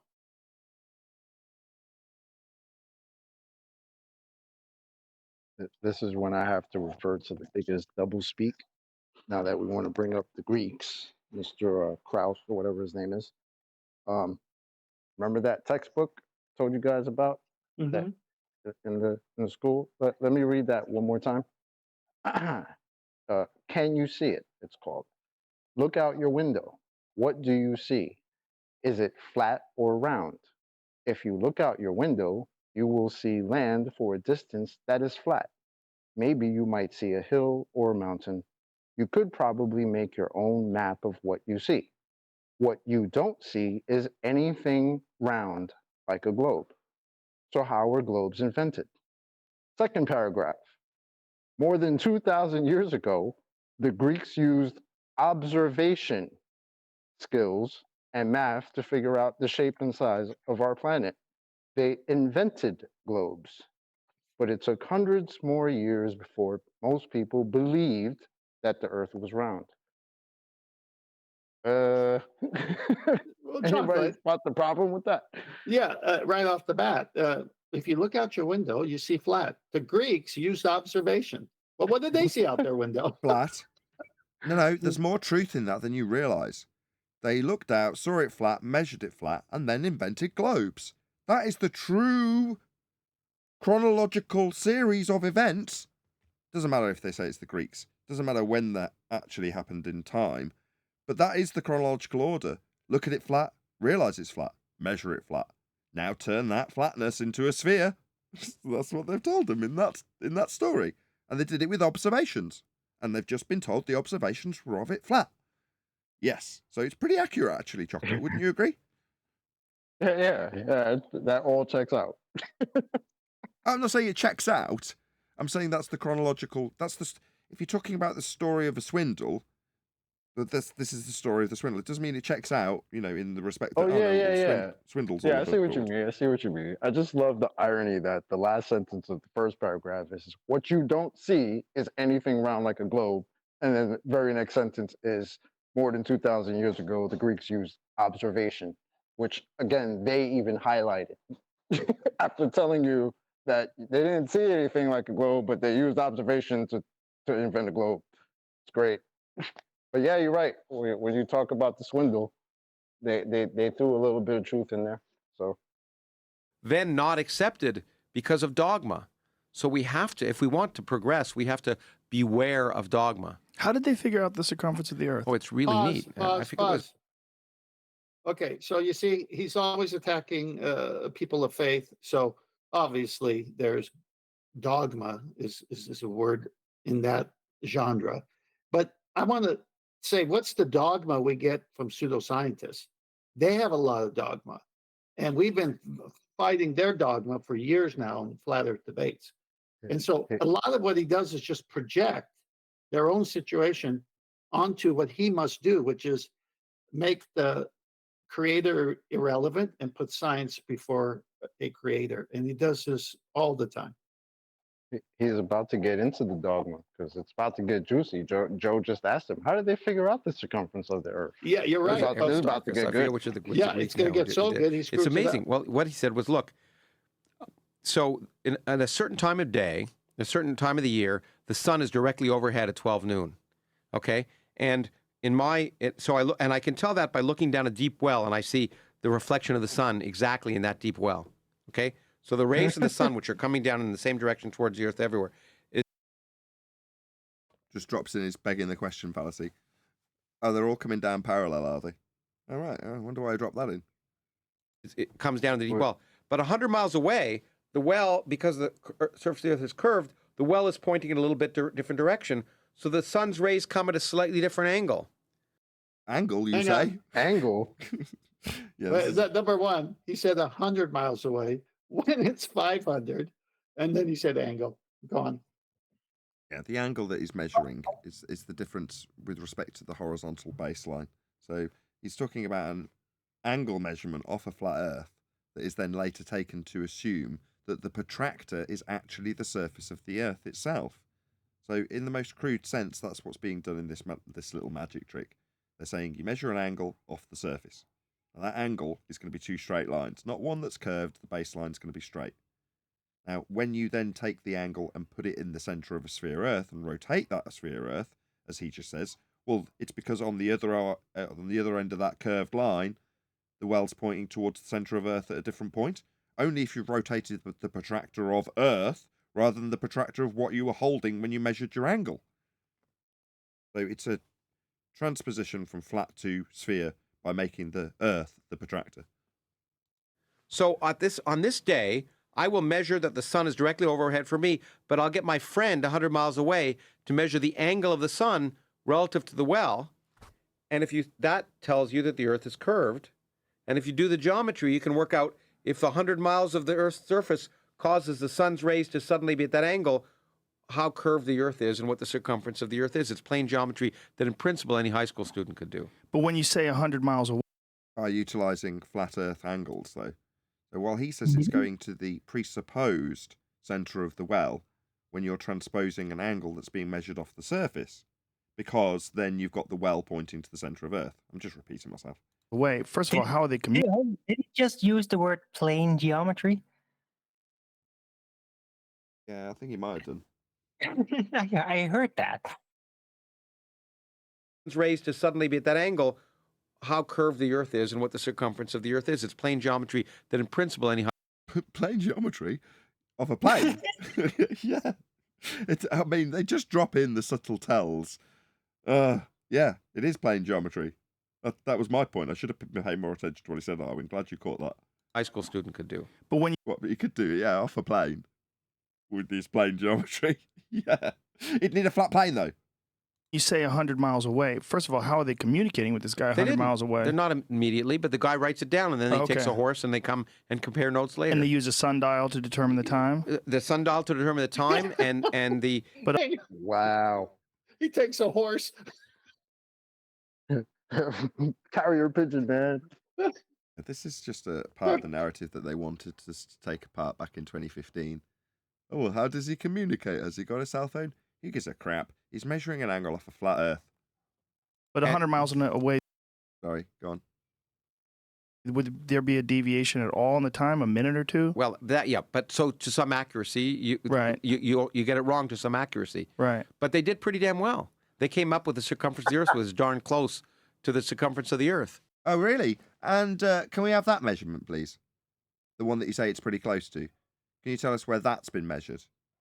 See, what we get is people offering up these stories of olden times when people assumed Earth's a sphere, measured the flat Earth, and then said that it's the circumference of a spherical surface, that they just measured flat. Then we say, okay, it's not a very good measurement, flawed for all the reasons that Joe's put forth, that are there intentionally to be taken apart. Okay.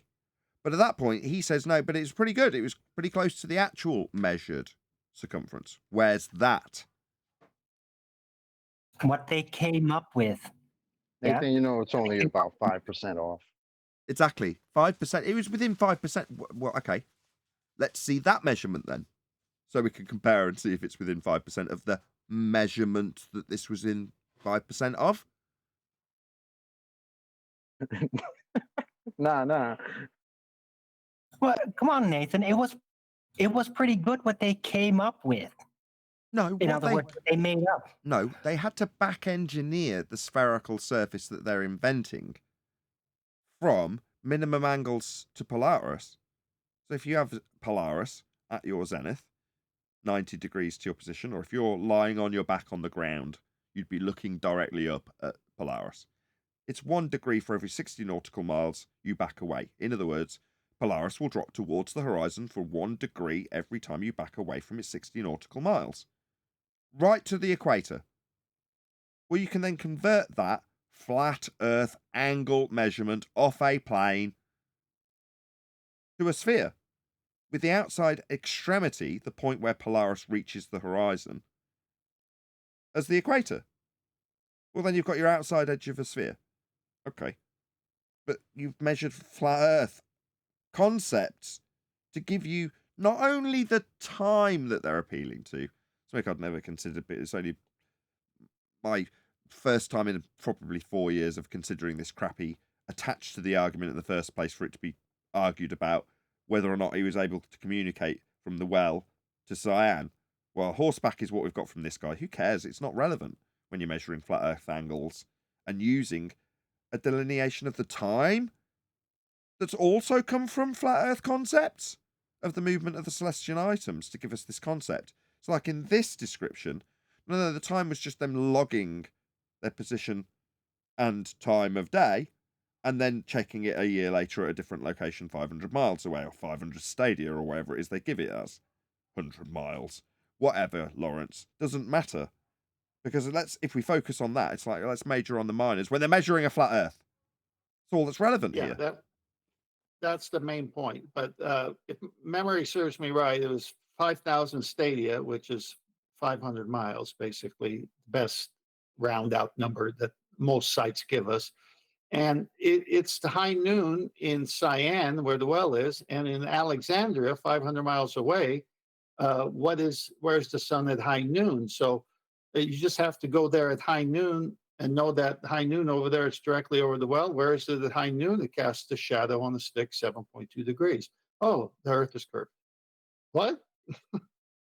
Yeah, we got an angle. You could say that off. point. Sorry. Go on, Chocolate, you go.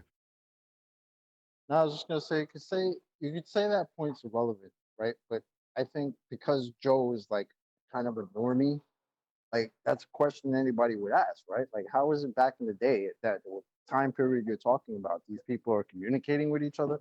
Like, that's a question normal people would ask if you were to, I know Joe's very into his heliocentric nonsense, but like I don't see a problem with asking that question as a norm. Because I'd have that question. That's why we make the joke. How do they do it? Carrier pigeon, cell phone? Like, how the hell did they do that back then? I agree. Horseback. It's intentionally folded into the argument so that it's a minor for you to major on when you try and take it apart. Because ultimately you can say, look, you might demean the methodology, but it's still within 5% of the measurement. What measurement?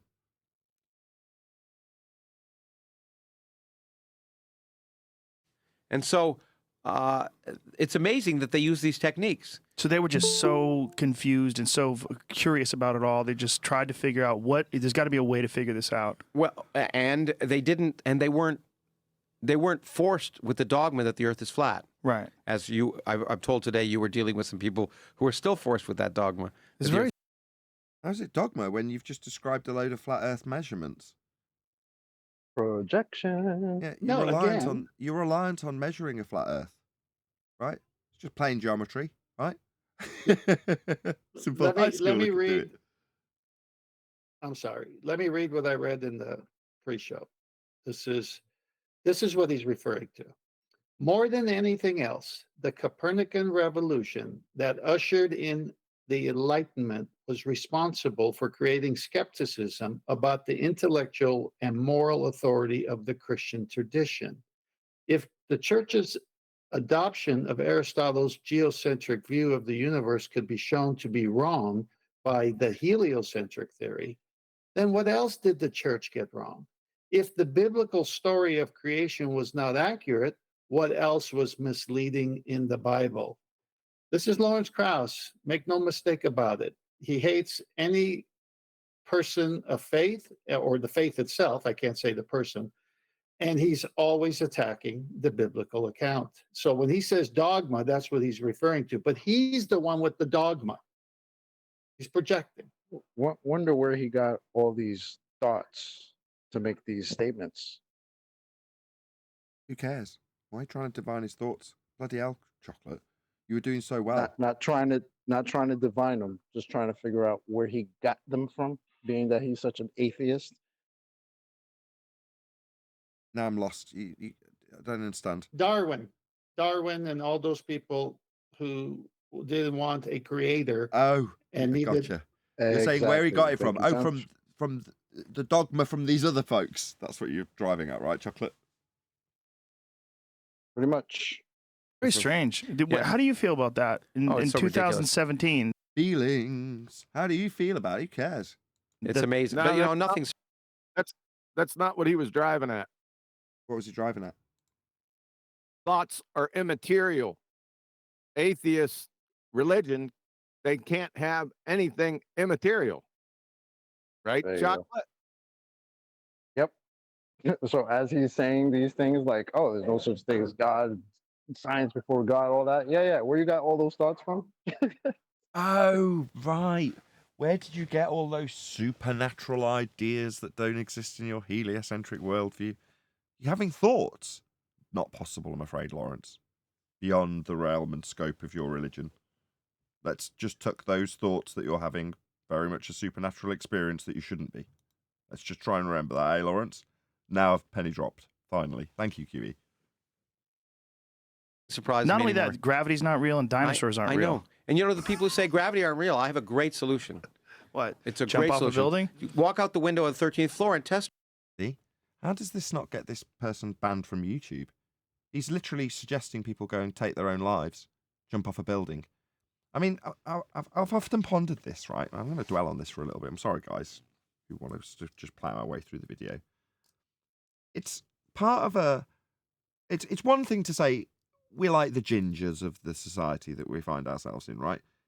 You're allowed to laugh at us. It's seemingly acceptable at a societal level to poke fun at flat earthers for being stupid, if you don't understand anything about the subject. Okay. It's another thing to say, if you question my faith in heliocentric gravity, what you need to do is go jump off a building. That is essentially what Lawrence Krauss has told a mainstream audience. That's what he's saying, isn't it? Don't believe in gravity? Go jump off a building. Okay. Why? So that you can show that when you're falling, you're actually at the scale that is described as 0. But you're still falling. Any idiot would know that as they plummeted to their death upon your advice, simply because they don't believe your rhetoric and dogma about a non-force that only exists in a pseudo-geometry. So if we don't believe in your pseudo-geometry from Einstein, we should jump off buildings to prove what? That when falling, you say we're at 0. Imminently hurtling towards your death, but Einstein says nothing's really happening. That's 0. Okay, proving what? That you've got a religious dogma that you will literally tell people to take their own lives over. Because that's essentially what he's told the audience to do. Don't believe in gravity, go jump off a building. What an outrage. I mean, seriously. Why has this never been highlighted in the way that I am highlighting it now before now? In terms of how this dogma, which is what it is, gets disseminated. Don't believe in gravity, go and jump off a building.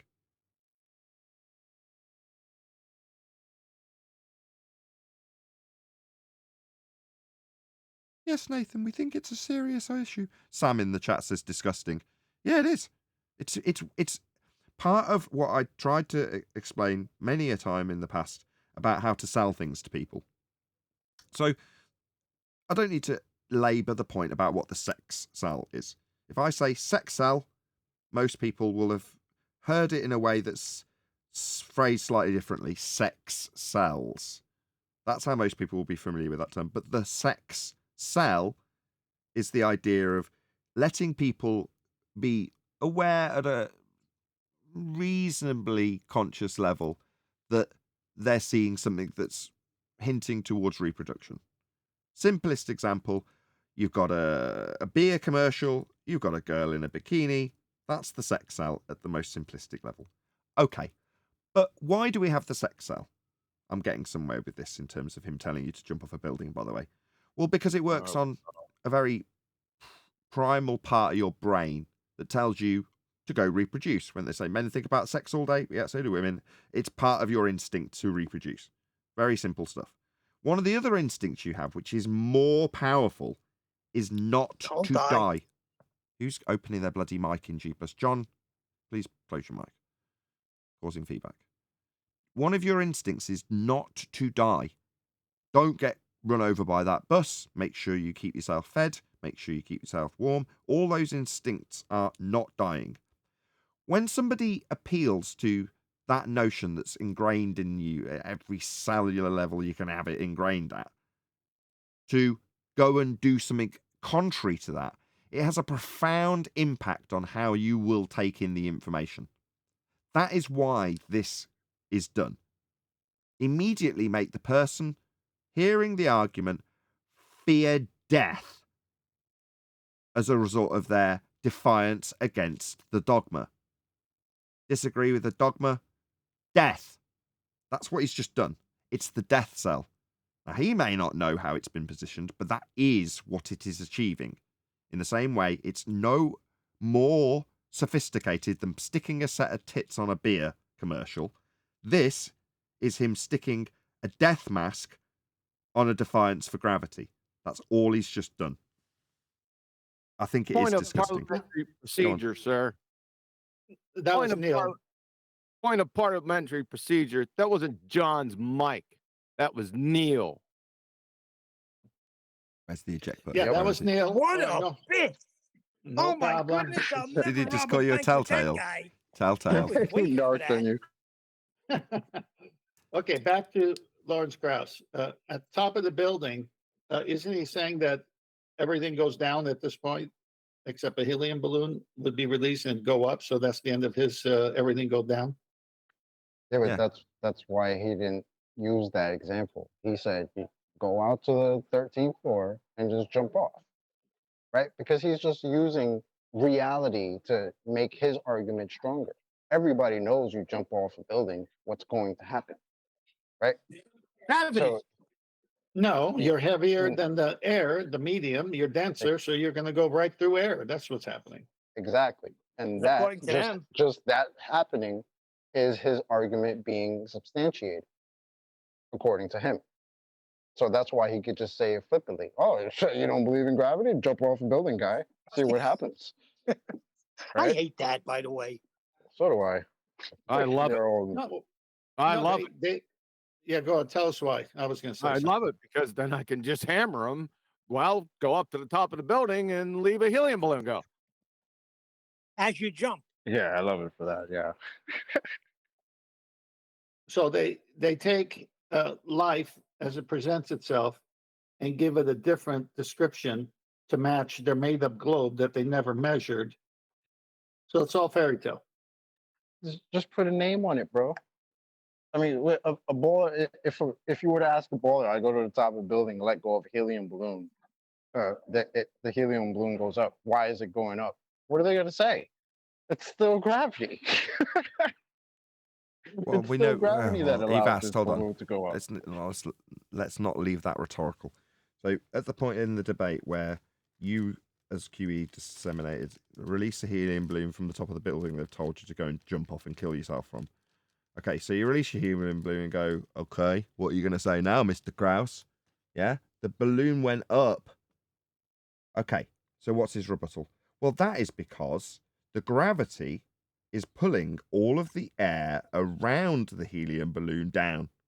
So, but for the fact that helium pulls the gas down towards the center of the mass of Earth, you wouldn't have the helium balloon displaced up, because it can only be displaced up if the gas around it's being pulled down.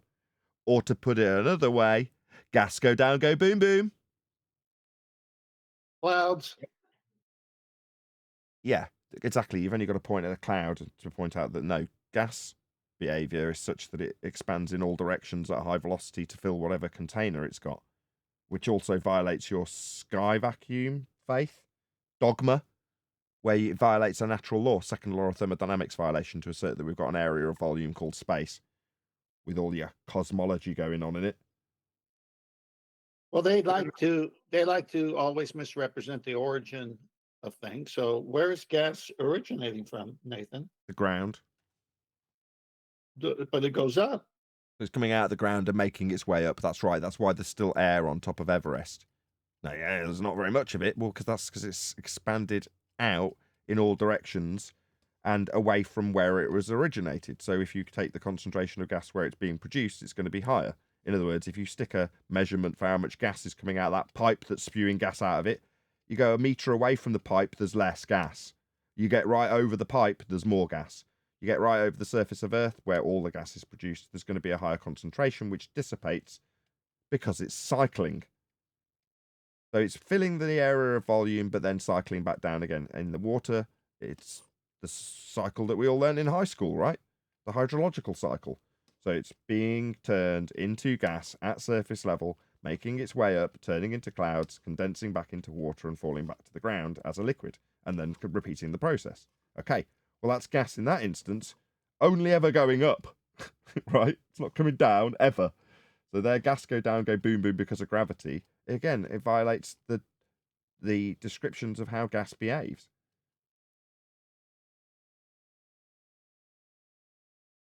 A bit more, Krauss? It's your ideas. And the great thing is do it before you reproduce. But it's a magnetism thing. Boom. So I just said that was the death cell.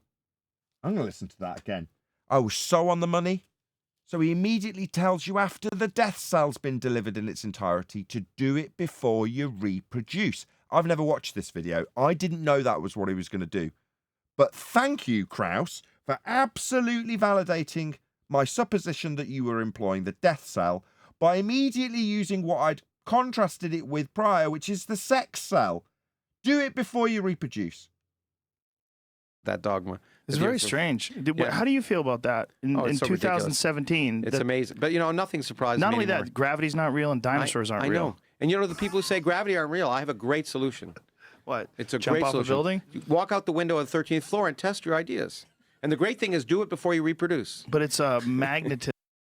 So, both the death cell and the sex cell, before you reproduce, appealing to your primordial instinct to reproduce, go and kill yourself by jumping off a building, appealing to every ounce of instinct you have because you don't believe in gravity. Scummy. Just scummy tactics and magic tricks. Yeah, that was a good call by you, though. Wow. Nice. Yeah, know my stuff. From a numpty dipshit that thinks he's a scientist, Mr. Something from Nothing Evotard. That's who we're dealing with right now. Yeah, Krauss. Is that Evotard the new electric car from Chevy, or? That's the spark. Thing they believe it's electromagnetism. Although they do often have a big bang. Electromagnetism. Well, What's that? Nice one. Electro and what? now? Electromagnetism is what he said. What's that, Joe? Why are you asking Joe? Yeah. Gotta ask what's it? I'm not following what's Who happening knows here, what although... we this week? Say again, one more time. Say again, what? What are you driving at? You're asking him why? Why are you asking Joe what electromagnetism is? Well, he brought it up. I know, but what? And That's what I'm saying. And let him go. okay, People down to the Yeah, the that's what they ground. can think. So Fascinating. carry a magnet and look at it as what happens as you're falling to the earth. Well, what's even more hilarious is No, okay. stop. Stop. You see what he did?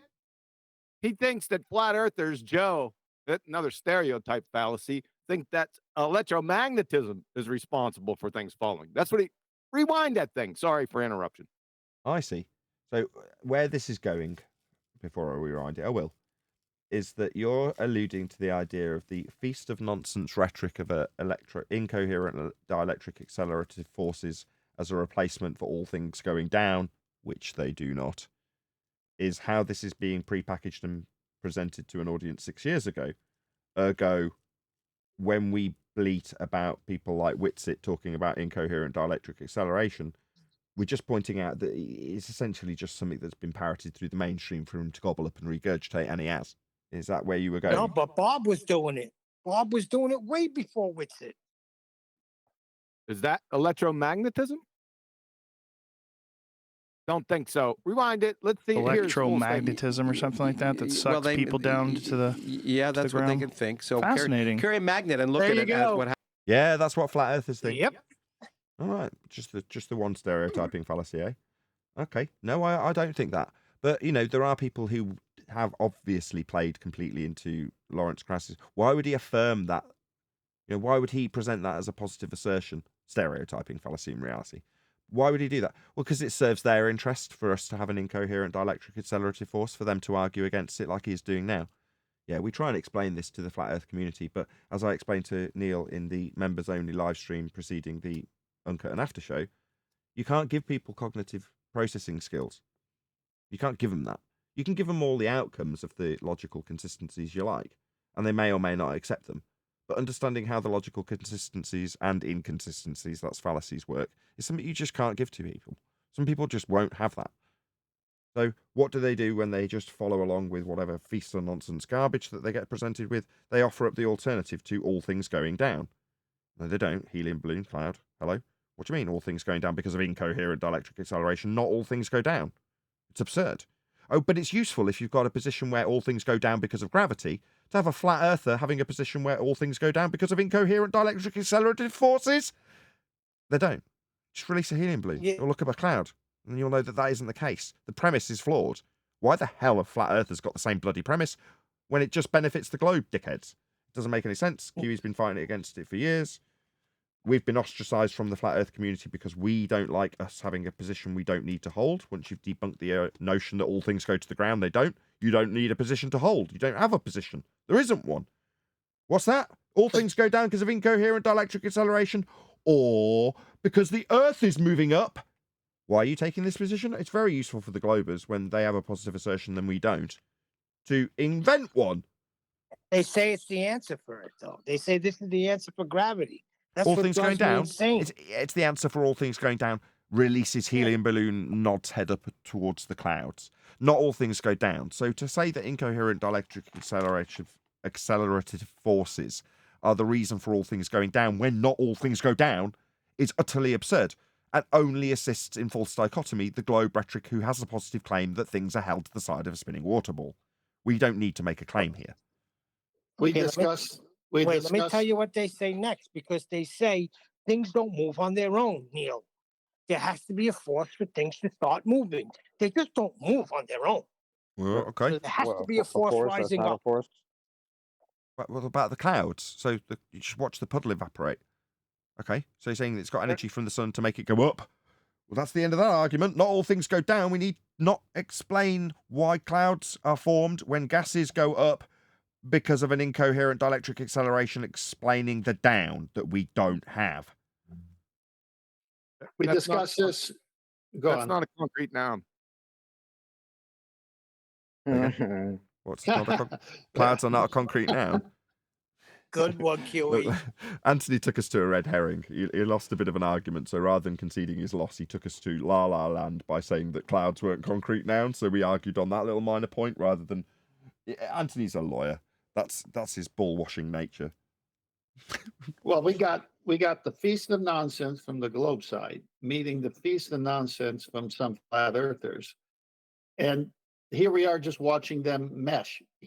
Lawrence Krauss offered up feast of nonsense with Eratosthenes, and now Joe Rogan is saying, "Hey, there's some flat earthers who say this." Now, who's he talked to? It's not this panel, it's not this show, and we're flat earthers by default because the globe is non-existent. So we What happens as debunk you're the falling? globe. What's Sorry, that? that was me accidentally pressing play. Oh, okay. No, what I'm saying is, like when people say, "Oh, you're one of those flat earthers." No, actually, it's by default. What do you mean? Well, I went to see if I could prove a globe based on the official claims of a globe of a radius of 3959, and it's impossible for it to be a globe because the geometric horizon, which is physical and blocks the bottoms of boats and buildings. You've heard that argument, haven't you? Oh, yeah. Ships going away, disappear bottom up. Yeah.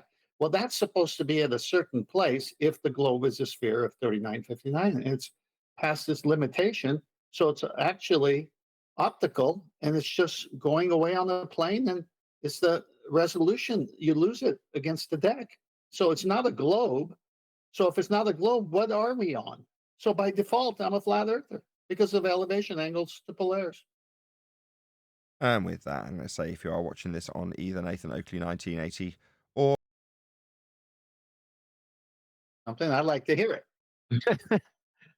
It was in response to, if I remember correctly. Sorry, I just woke up. The sun's angular size, you know the routine. What is it? The sun changes the angular size throughout the decade.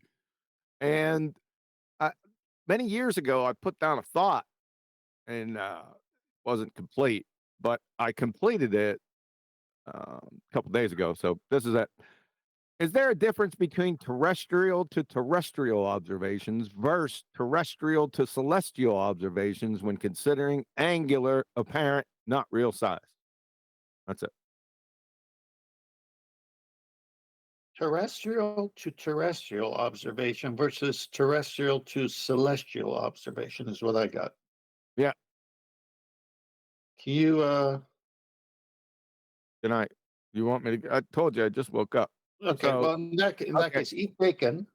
So let me go on. So my thought back in the day, was they're making a false equivalence fallacy because we know that when we're on Earth and things on Earth get smaller as they get farther away. But then you can't ipso facto make that same claim to celestial observations because you don't know what you don't know. So it's a false. That's what I was going for back in the day. It's a false equivalence fallacy once you make it. Follow? Let's break that down. So the vanishing point we experience on Earth as you further yourself from something that's close to you. Now you're a mile away, looks smaller, like that thing with the cow that Nathan played. This is a cow, yeah. And so eventually to where you can't see it anymore. So you're contrasting that with being on the same Earth, but looking at the stars, which is celestial. Nah, I was considering it doesn't have to be close to the deck. It's just on this plane when things get further away, like an airplane. Right. Everything's close. It, goes further away. It gets smaller and smaller and smaller. Yeah. Well, the reason I said deck is because that's the first to go. Because everything above the deck is still viewable until it's not. Where at the horizon you see clouds seeming to touch the actual Earth when we know it's 10,000 feet above the ground there as well. Those aren't concrete nouns. Should I cement my argument before going forward? No, so you see where I was going with this. But Adam, he had a different slant on it. It's still connected. It's under the same concept, though. It had the same foundation. Yeah. Nice one. Good one, Nathan. Yeah, because they're mixing up celestial and trigonometry, right? That's what Adam was going crazy about, if I remember correctly. If this argument makes it to a housekeeping question, there's going to be a great rebar reverberation about it. Yeah, hopefully that'll reinforce it. Wow, he's sharp now. Very smooth. Adam was super sharp yesterday. I mean, spear tip sharp. Yeah, he was pretty sharp yesterday. All right. So finish your thought here. So when It's you say already finished. I know you just woke up and breakfast is hot. On the No, table. it's still already finished. Oh, I it's just already finished. done. Yeah. Man, what'd you eat? No, not breakfast. The thought. Oh. So how can this guy eat that quickly between 2 or 3 puns? Military man. Man, I tell you. All right. Well, you'll elucidate it when you're ready. I already elucidated it. How could No, you? You just woke yeah, up. hold on. Tent. What you're waiting for is Adams, but he's not around. When Adam comes, you'll get what Adam was What do breaking you down. need? I don't need to go to the atomic level. I just need QE to just talk. I just told you. He isn't going to go any deeper. He might bring up celestial navigation with it, but the foundation, like Nathan said, is still it's still the same. Nathan came in with puns for the first time in a long time.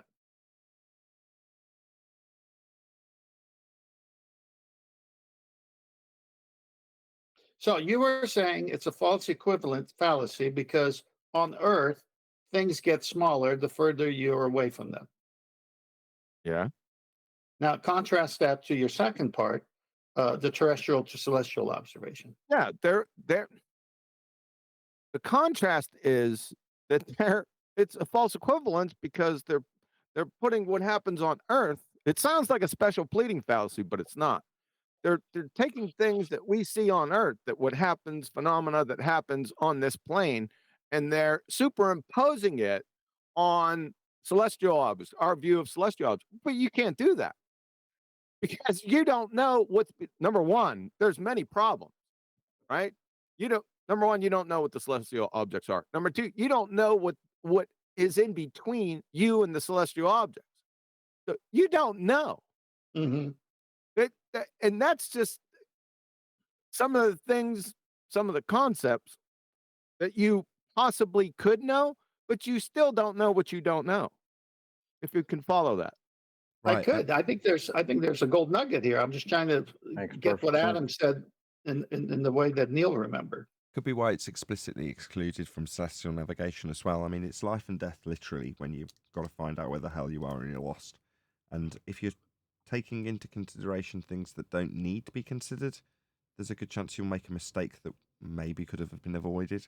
So in terms of the height of the stars, right, inferences of perspective that Brian uses, he's not here at the moment, but he can't defend himself in this regard, so I'll keep this brief. He describes it as a perspective relationship.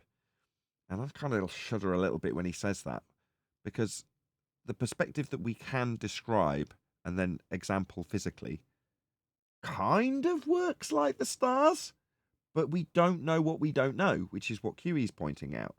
So to say that it's got a perspective relationship when you're talking about where its zenith is at a particular time, in other words, if you were on your back, it'd be directly above you, you'd look and see the star above that position. But does that mean that it's a perspective relationship? Well, maybe. It certainly seems that way, and how you describe it would be identical, in fact. But I still don't like using the word. It just makes me feel a little uncomfortable. And it's exactly the point that QE's driving at here. There's certain things that you don't know, therefore don't explicitly state them unless you've got some way of validating them. If you don't, just avoid them. And if you get cornered, just admit that you don't know. Right. But I think if memory serves me right, in Q, you could jump in. Hipparchus in King's Dethroned, the book, assumed everything at great distances. And so obviously the sun is much bigger than the moon, but at the distance it's at, they're the exact same size. And that was the folly and foolishness of generations that came after him. They just accepted that as truism and built their model, the one that's not a model, around that statement. Am I right about that? I don't know. I didn't read Hipparchus. Well, I did, and he does say that. And it says in that book, Kings Dethroned, that everyone accepted that as a truism and built their model, no model, because we don't have a model from them actually. But all their stuff is built around these great distances, infinite, expanding. And that's why the sun, even though it's much bigger, looks the same size as the moon. That's why when we used to get that question of why does the sun not change its not actual size as it moves to its not actual position? Yeah, you like that. Yeah, they still won't get it. Yeah, well, Yeah, that's so Chewy's this point. was this was So a, how do you know that that's what it's supposed to do? You don't know what it is. yeah, true. That's the But point. this point that I had right here, it's a moot point because I destroyed it. There, you can easily destroy that silly little claim. This I was just, giving it a think. Big picture. Follow? Well, you better all be prepared because from what I hear through the grapevines, there is a model coming out. It's going to be presented. Model of what? The globe model. Really? Who? Who's doing it? I heard it through the grapevine to all these, the guys that were here and now they're on another show and they all get together and pat each other on the back. They're going to put the model together. Wonderful. Does it have a radius of 3959? Sort of like Nah, Humpty that's a Dumpty, straw you man. know? It's a straw man. Right, let's do a bit more of Lawrence Krauss. Areas is that we talked about this before the podcast started, the Japanese weather satellite that takes I knew it. I even said, didn't I, earlier? And they must have been talking beforehand. Man, it's like I'm telepathic. an image, a full image of the Earth. What is the name of that satellite again, Jamie? It takes a full image of the Earth from 22,000 miles away. People keep saying in this flat Earth theory thing that there's no images of the Earth in full, that they're all composites. That's not true. It's not true. So you're saying that something out in a second law of thermodynamics violation sky vacuum is a real picture, right? So we've got real pictures of Aslan from Narnia, is what you're claiming. Yeah, while other flat earthers might focus on the fact that they're composites, what I focus on the fact is that the area they claim to have come from is a second law of thermodynamics violation. You can't take pictures from an area of volume that would rob us of all the gas pressure we're breathing. If the sky was a vacuum, we'd all be dead. We'd have no gas here. But you think that there's 22,000 miles away cameras in a sky vacuum? No, definitely not. Yeah, no, but listen to his flip. He almost said 22,000 years ago. That's how good the story is. How you like that, Joe? How's that feel for you? Huh? Clown. How's that feel for you? How's that learning you, Joe? True. There are images of the Earth that are taken every 10 minutes by this one satellite, and they're in the sky vacuum. Go, Neil, go. No, in a second law of thermodynamics violation, Joe. Yeah, Joe. What, on your next stream, why don't you go over the second law of thermodynamics for everyone? How about that? High resolution. How about Arwen Ash saying don't let go of the thermodynamics quite yet? Thinking the same thing. No, the quote was, don't throw out your thermodynamics textbooks just yet. Yep. You can access them online anytime you want. But people see those and they want to think real. Yeah, they're real. You can download them from the internet, Joe. Wow. I mean, if I ever needed validity for these photographs from sky vacuum, second law of thermodynamics violation areas that would rob us of all the gas, knowing that we can download them from the internet, that's proof, isn't it? This is all you need. I mean, I'd have led with that. He could check the second law of thermodynamics on the internet, too. they're fake, but yet they believe there's an ice wall around Antarctica. Do we? Brother. All right. Stereotyping fallacy number 2. So let me get it straight. We flat earthers, if you're listening and you are one of the flat earthers that believe there's a ice wall surrounding the flat plane that we dwell atop, ask yourself this. Why would Joe offer up your position? on your behalf. Isn't that kind of him? Isn't it? No, it really isn't. It's just a feast of nonsense garbage that is useful for them to offer us up in false dichotomy. Positions that they can easily take apart. Straw men, if you like. That you cross over and you fall to the abyss. Where's this photo of the ice wall? Yeah, when Where, Wow. where is it? Or have they never? Yeah. Does he really? Did he really just say that? There's a photo. What was that? I've TV show? never met a flat earther that claimed that you could fall into the abyss once you cross the ice shelf. Okay. Even those that believe in the ice shelf. But it is just offered up in false dichotomy. So flat earthers say, although they haven't put it this way, no pictures of space because space is fake. You can't take pictures from a fake place. Therefore, they're not real pictures. Doesn't matter if they're composites. Who cares? They're not coming from Narnia. I mean, space. We'd all be dead. Okay. But meanwhile, where's your pictures of the ice wall we say you have? What's that I hear in the distance? Flat earthers, I can hear? We do have an ice wall. Shut up, you stupid numpties. Back your claims. Meanwhile, his guy in the van still hasn't pulled up the name of this supposed Japanese satellite that they're talking about, which is the Himawari. Himawari. Yeah. And they don't even know that. Krauss doesn't No. know that, apparently. Maybe he does. You don't know that. I might know it's Himawari. Never. Well, how does someone fly from Japan to the United States? Wait a minute. This is the guy who said that Cyan to Alexandria was 100 miles and went by horseback? Yeah, and there were 2 wells. I know I'm majoring on the minors, but yeah, I love hearing that. Anytime anyone brings up Eratosthenes, dang Eratosthenes, I just wait for the 2 opposing places. It's like a game. they don't believe that people can fly around the world. I've done it. I've done and that. Do we not?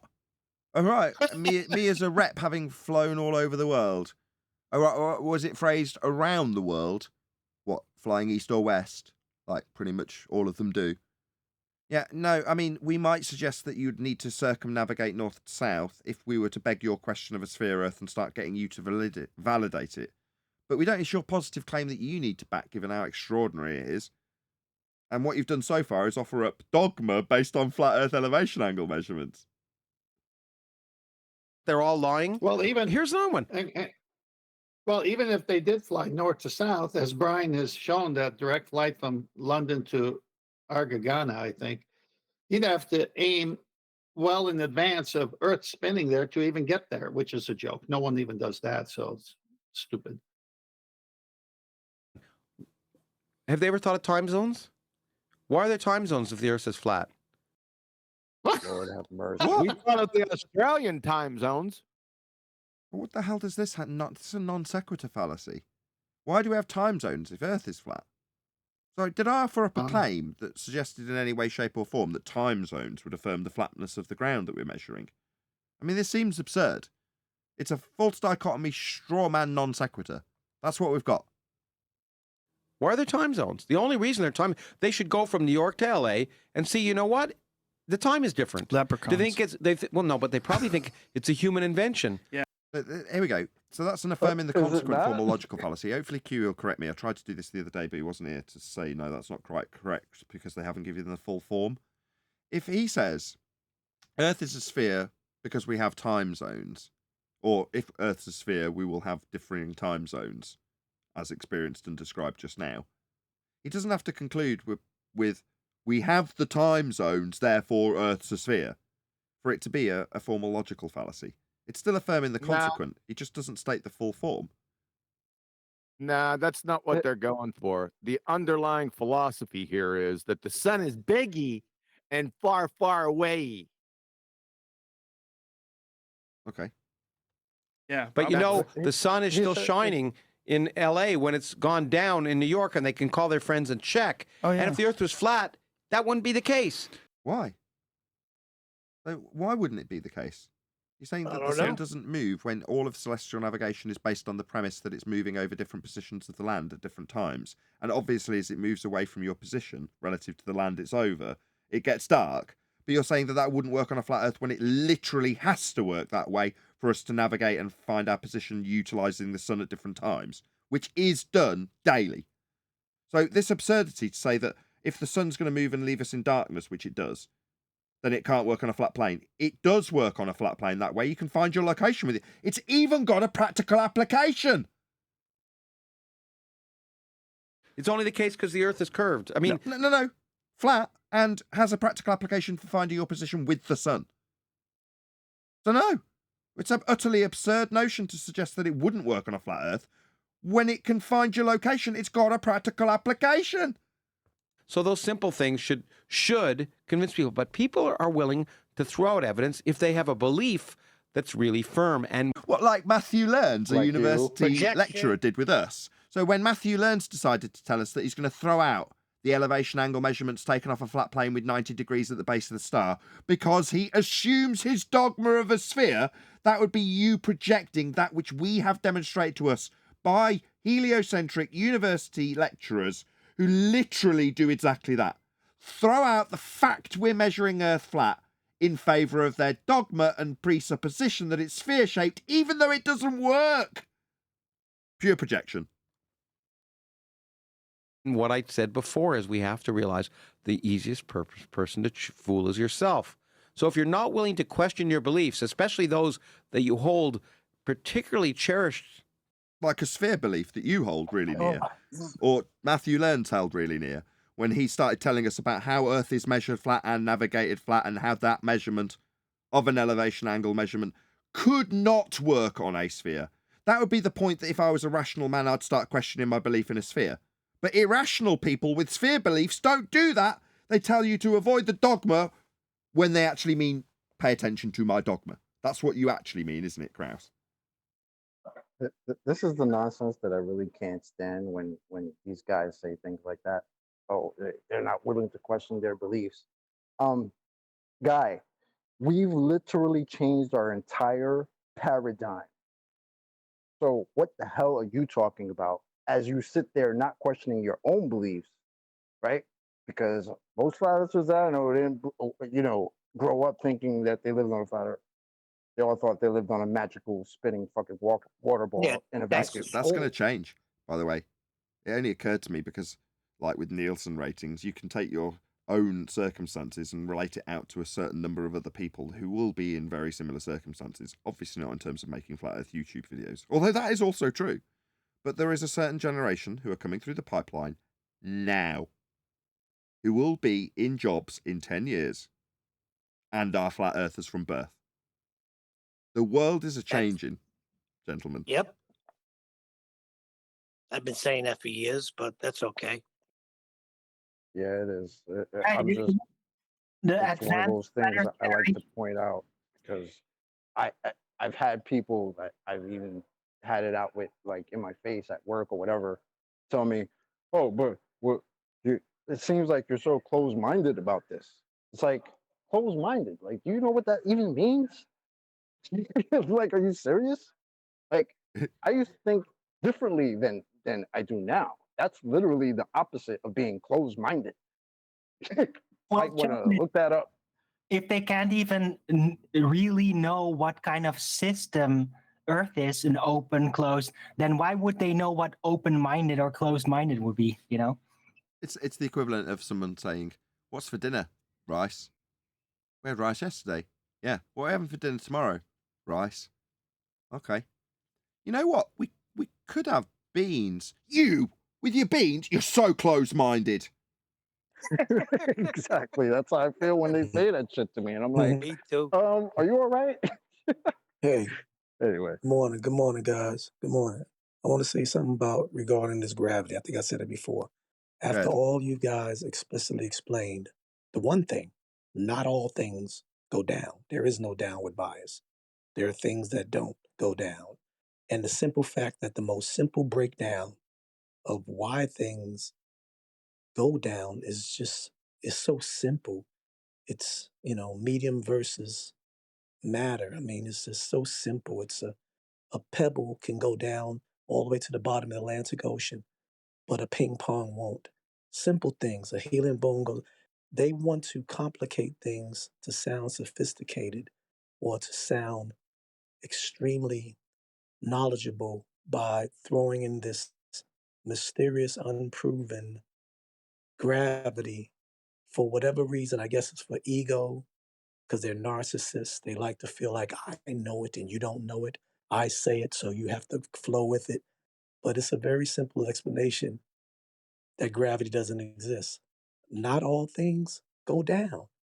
And the things that go down because of the difference in density. That's simple. Or you were The doing really well medium. till you fell into the Anthony Riley trap of just over egging the Yep. pudding. You were doing so well, D-Rose. You What don't did I have say? to What did I do? offer up the explanation that the reason some things go down, some things remain neutral, and some Gotcha. things go up. And in the interest of Gotcha. balance, it was a good breakdown, but things can also break up. And in the interest of disseminating our positive claim for... I Nothing. don't actually have a positive claim about this, D-Rose. I don't need to explain why some things go down, some things go up, some things remain neutral, because there's no positive claim attached. There is a spinning water ball flying through a vacuum with a force that's not a force, that's a pseudo-Ramonian force-based time bending that you can think of as a force that creates an emergent force that holds you to the side of an out-of-date 108-year rhetoric that gives you a force attracting masses between masses so you don't fly off the water ball, obviously. I mean, that's kind of a positive claim, but once you're not on a spinning water ball, not flying through space, not needing to explain why you're not flying off it, you cease to have any need for any positive assertions or any need to explain why relative density disequilibrium, although eloquently done by you in a few short words, is actually required at all. You don't need to. Likewise, on that same vein, you don't need to assert that Earth is moving up, or that we have an incoherent dielectric accelerative force that's creating a downward bias, because there isn't one. But, I mean, it's useful to the globe with the extraordinary claim that we're not flying off a spinning waterfall, flying through a second law of thermodynamics violation sky vacuum, and oppose their positive claim with our claim that Earth's moving up or Earth has an incoherent dielectric accelerated force making things go down, when, as you started off so beautifully, D-Rose, not all things go down, full stop, period, end of discussion, no need for any further explanation. Yes, but Got you. Nathan, if we Got would you. consider gravity to be a force, then it would be able to do all these things. If I am taken to the fourth dimensional pseudo-reality of Einstein's bent space-time, then indeed that is the case, Arwin. I mean, it doesn't affect me in my physical 3D reality, but I mean, we can conceptualize how these things would affect us in 4D reality. You are correct. Well, let's go there, yeah, Nathan. that's if Let's you're all gonna do it go like to fourth. that. I mean, Let's go to fourth dimension. Check it out, D-Rose. Let's go there. By what means? DeLorean to time travel along geodesics? Narnia wardrobe? What's That's the the means one. of travel? The The Narnia phone booth. wardrobe. I want to Bill go and that Ted. way and pick me up an outfit on the way. Okay, everyone's got to do the sounds. Boom, boom, boom. No, we can't go to Narnia. We can't go to pseudo force space. The sky vacuum described as a fourth dimension is absurd. It only exists in maths. And bent geodesics in space-time aren't creating forces. It's utterly absurd. We don't have a positive claim to juxtapose it with. But that's the whole point of this, back on Lawrence Krauss, when he tells the audience what we think about gravity, or tells the audience what we think about ice walls in the case of Joe. Well, no, these are all stereotyping fallacies. But the reason they're employed, heaven forbid the flat earthers who actually believe this crap, they're employed for the use of a juxtaposition, a false dichotomy, with a claim we don't need to be making. That's all it's being used for. It was there for you to gobble up at the feast of nonsense. We vomited it all back out again. The people who regurgitate downward biases and upward earth are just poisoned, as far as I can tell, by the feast of nonsense. I don't want to cast any other aspersions, because that's all this is. We've figured that out to the point where we can show how it gets disseminated to you when you first arrive. This is an example of it. They're telling you how your flat earth position is going to be, so that they can argue against it with their positive claim that's really outrageous. Gravity. Well, the Right. remedy, I'm sorry, Go, the go, go. remedy is Nathan Oakley 1980. Because I was at the Feast of Nonsense. It wasn't until I came here and I started hearing how you guys argue the points. And yeah, the Feast of Nonsense was gone. Yeah, but I can't So take there is a all, remedy. I've got to stop you. I can't take all the credit when, we've got an obvious illustrious leader who's disseminated all of this information across a wide array of people, and they've all been parroting it for a long time, and he very rarely gets any credit for it. We should all shout out Brian. I'm meaning QE when I say flat Earth debate. I know that. Beliefs in. If you're not willing to question those, you're not gonna ever grow. Yeah, well, that's a good way to Like put you? it, particularly cherish, because I think a lot of You're not going to grow. Back to the death cell. So what? You'll perish, die. people do cherish these ideas, things like the Earth being flat, because it gives them some It's sort not an idea. It's measured flat. Again, conjuring the idea that it's a belief we hold. It isn't a belief. Earth is factually measured and navigated flat. Further to that, all of the measurements of your sphere Earth dogma have come from flat Earth measurements. You disseminated some of them on this show. of information leg up on everybody. I know something. We've got information leg up on how you'd navigate Earth if you want to navigate and find your position if lost at sea. With all of the concepts that have derived the charts and the grid systems, Cartesian in nature, that's flat, to find your way home. Yeah, that is a leg up. Because if you were out at sea, worrying about whether or not you got circumference for an Earth that's a sphere, you wouldn't be finding your way home. But if you knew that you could measure a flat Earth baseline to an elevation angle with a star over a position of the land that you can then triangulate your position with, you would find your way home and not die. Likewise, measuring the sun off a flat plane as disseminated by Krauss as being impossible on a plane and only possible to create nighttime and daytime on a sphere actually is also used to find your position on a flat Earth, having a practical life-saving application where he says it couldn't even work. Go on, whoever's interrupting my delicious rant that I was really enjoying. Sorry, I'm in the car and I couldn't help it. But he said beliefs. We have measurements. They use our measurements and bring in a globe belief by bastardizing flat Earth angle measurements. So they got the beliefs. We actually have the measurements. And yet they still castigate us with the people who believe without any proof. The people don't know. Or it makes them feel better about themselves. They may Yes. hate gays because it makes them feel better about not being gay.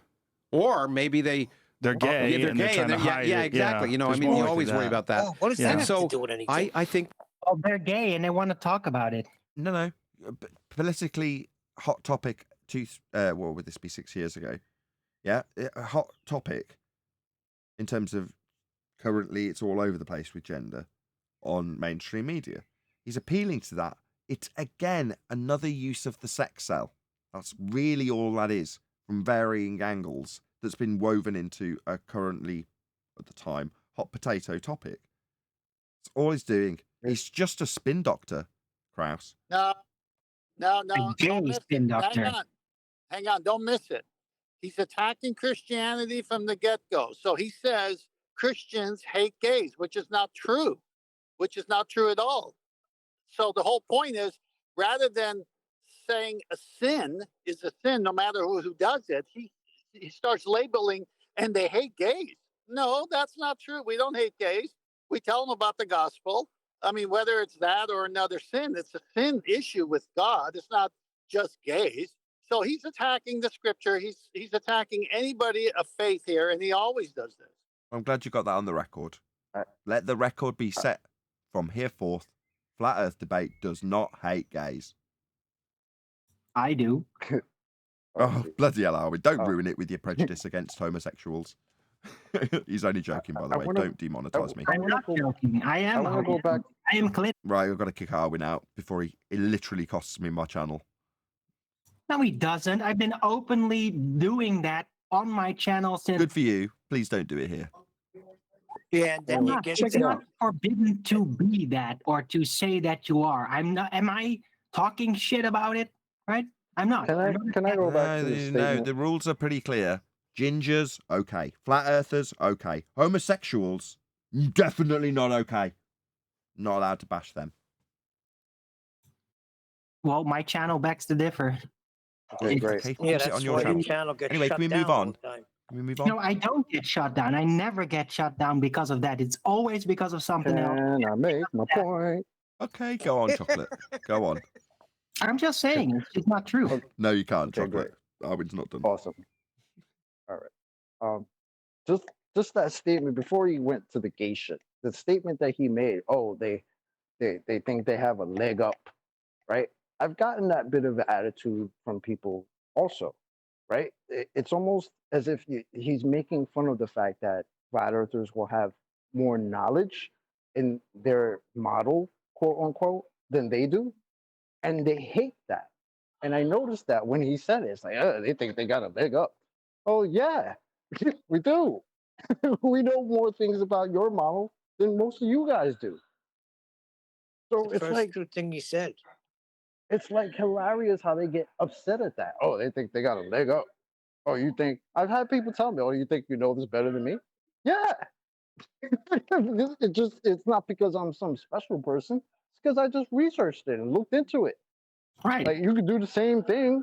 I'm actually trying to get you to where I'm at. That's where I'm sharing the information with you. And then what your response is? Okay, no you Jew know bashing more than me? either. No, I'm not having it. Don't want to hear about what you're doing to the Jews. What the hell? But Let me. the thing is, we don't No, think Arwen. we have a leg up. We provably have a leg over them. We provably have it. And they just say, oh, you think that. No, we do. We provably, mathematically, Hold on. physically Who are do. we talking about? We talking about what the Jews do or what you do?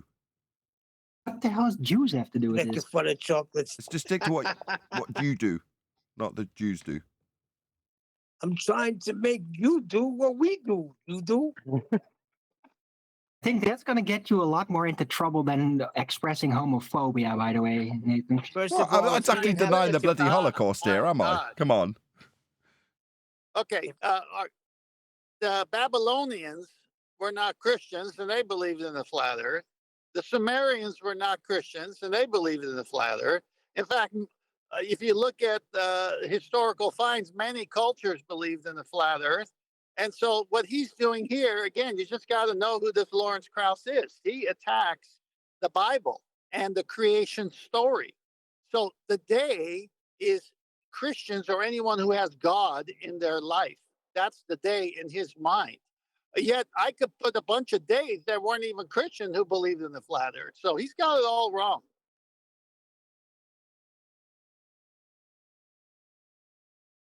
What about you, chocolate? Listen, if he didn't have such a What vicious happened? kick, I'd smack him.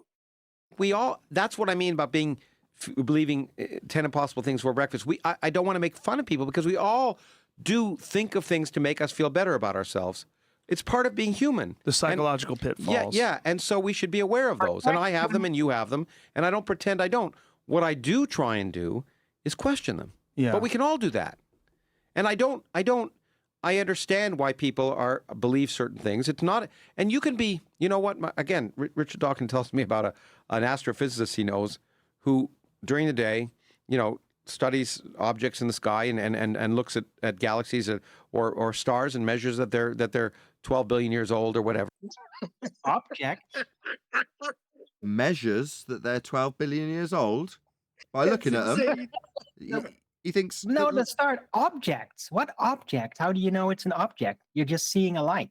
How does he know it's 12 billion years old? He'll need half of that. It's an He extrapolation. measured it. No, he didn't. He's saying measurements, but he didn't, did he? He's extrapolated it out from an R-based assumption of a sphere Earth, then assuming with Christian Huygens' assumption of Venus having the same R value as Earth, and then utilising Kepler's third law of interplanetary motion to derive all of the scales to give him the distances, to infer that in an orbital-based world, he has a speed of light to give him the distances to say that this is 82 billion years or however far away he says it is when he looks at a light through a telescope. Right. So he isn't measuring it.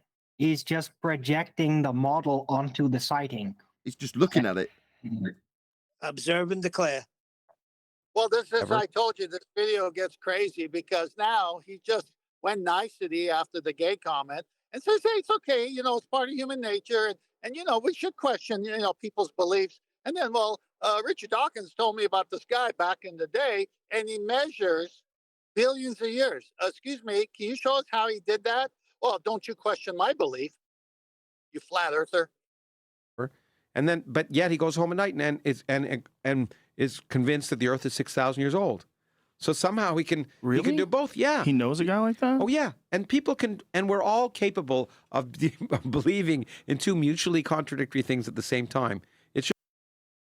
Really? Yeah, What? Cognitive dissonance. But ultimately, people who are experiencing cognitive dissonance aren't us on this show, right? We're highlighting it in the form of people like Matthew Learns telling you about measuring Earth flat and then saying, but if I assume a sphere, none of it will work. That's cognitive Did he dissonance. just justify doublespeak? Did he say, "Oh, that's okay. You can have mutually exclusive beliefs"? Like what? No, he's Yes. knocking Dorking, I think. It's just the But way he we're built. literally said And that so he had mutually exclusive beliefs and that it's okay. Yeah. That's what I No, heard. Yes, he's what he's contrasting the saying. young Earth creation belief that he's disseminating with the 6,000-year-old Earth. That's what he's contrasting, Darwin. Correct. Yep, that's it. So he's saying there's a Christian astrophysicist who measures 12 billion but believes 6,000. Wow. Maybe you should use How does some this- other measuring equipment. This guy measure the 'Cause age of these planets. somehow it doesn't affect his fundamental beliefs. And it's amazing. He just asked how he measured, and he didn't get an answer. He got talked through. I thought he said It's you true can't because we measure can the age all of the believe things that planets. are wrong. And so it doesn't mean they're stupid. It doesn't mean, because this guy's apparently a fairly accomplished astrophysicist. It's a psychological pitfall. But we all It's a have it. trap. So Right. so many people, when I talk about this, I don't want to seem pompous in the sense of saying, "Oh, I'm better," or scientists are better. Many people, with a little caveat in between, this will be a stereotyping fallacy. Watch. Science is better because science helps us overcome those pitfalls. Oh, really? If we've got a pitfall in a belief, science can help us overcome it. No, it's very narrow. It only establishes cause and effect by observing natural phenomena and asking why that happened. That definitely isn't going to help you with your little belief things that need helping out from. No, science isn't going to help you with that. But I don't think he means that science. I think he means the science that is the presupposition we all share.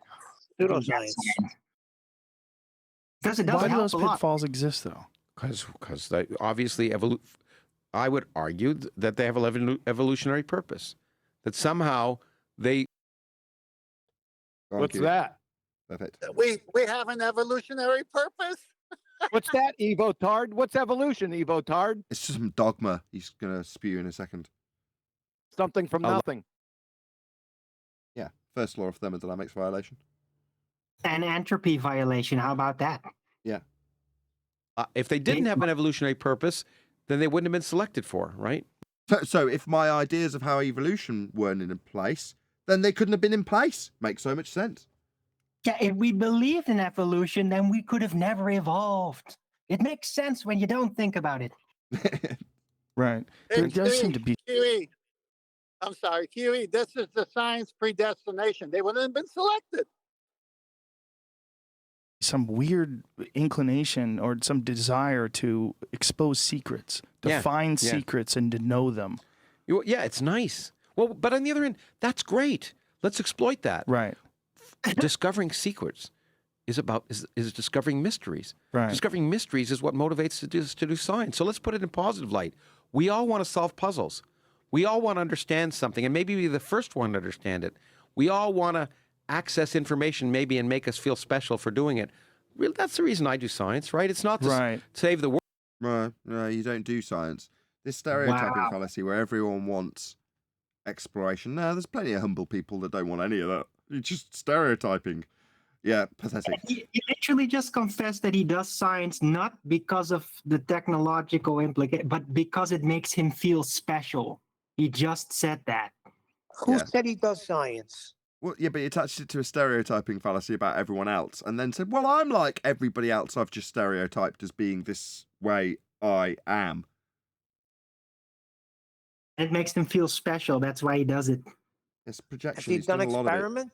A lot of projection in this. No, we established that earlier, Neil. He's a Oh, cosmologist. He hasn't got any hypotheses that are valid, let alone experiments. He doesn't even know what a hypothesis is. No. Oh dear. World is because I really want to understand it. And it's nice to be the first person to maybe understand stuff. It's gratifying for your ego. It's and we are driven. It's gratifying for your ego. You can't This see is a what's lot on of screen, projection. right? Why is it I get halfway through a sentence, Neil starts talking? Sorry. Because that's new. Well, it sounds like a lot of projection. Was selected by evolution to do that.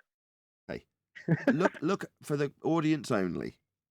Look as he stereotypes you and what you will do and feel.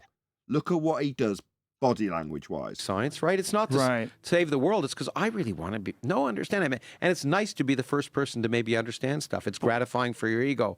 It's and we are driven, by the gratifying for your ego points to his own heart. Yeah. Yeah, not to help the world. You literally said. I want to ask why you only picked me out that interruption. ego, and you're Italian. And let's not pretend otherwise. Right, but I think you're talking about measurable things and elements. No, he's looking at stuff in telescopes, measurable things, or like stuff that you can run a tape measure down. That's what I picture when you say measurable things. I don't know where you got that from, Joe. Didn't he make it explicitly clear? Oh, no, he told you he was looking through telescopes, but the guy who said he was measuring billions of years was also of the opinion, cognitively dissonantly speaking, that we've also got a 6,000-year Earth. I mean, even your own cosmologists don't seem to understand, but you think it's a measurement? Okay. No, we've already got problems, haven't we? People who don't say it's that distance. And things that you could sort of expose and explain, but what these people seem to be really obsessed with stereotyping fallacy, here it comes, is people lying about stuff and covering up secrets about like the Earth being flat or not really. See, we have a guy on our panel called John, refracted curvature he goes by, and he gets very annoyed when we label people liars without having absolute justification for doing so. And there are very few examples of people we can call liars. Now, to categorise them, the few and far between examples where we do label people liars are specifically with examples from their own lips where they are lying. That's one example. The other example is where, by logical inference, they can only be lying. There's only one example for that, and that's astronauts. There is no sky vacuum. So to assert that you are the stop-motion animation astronaut in a sky vacuum is, number one, absurd by the evidence of your own eyes and the footage, but also a second law of thermodynamics violation. Ergo, to assert you're in space makes you an automatic liar. Astronauts who say they've been to space are liars. It is that simple. But beyond that, we're not obsessed with labelling people liars. We highlight where the argument works on a flat Earth and how it doesn't on a globe. And we tell our audience, and I get a similar vein put across when I say, who cares how he feels? When Matthew was here the other day, when he was here to answer, when my panel are saying, well, how can you feel when you're telling us that it's flat, but saying you still believe it's a sphere? I don't care. I mean, I don't care. Is it because he's just an outright blatant liar? Well, I've got examples of him being a liar, so I can disseminate that without having to divine any thoughts. But you're going to stereotype everybody who's a flat earther for wanting to seek out the lies of other men? No, Joe.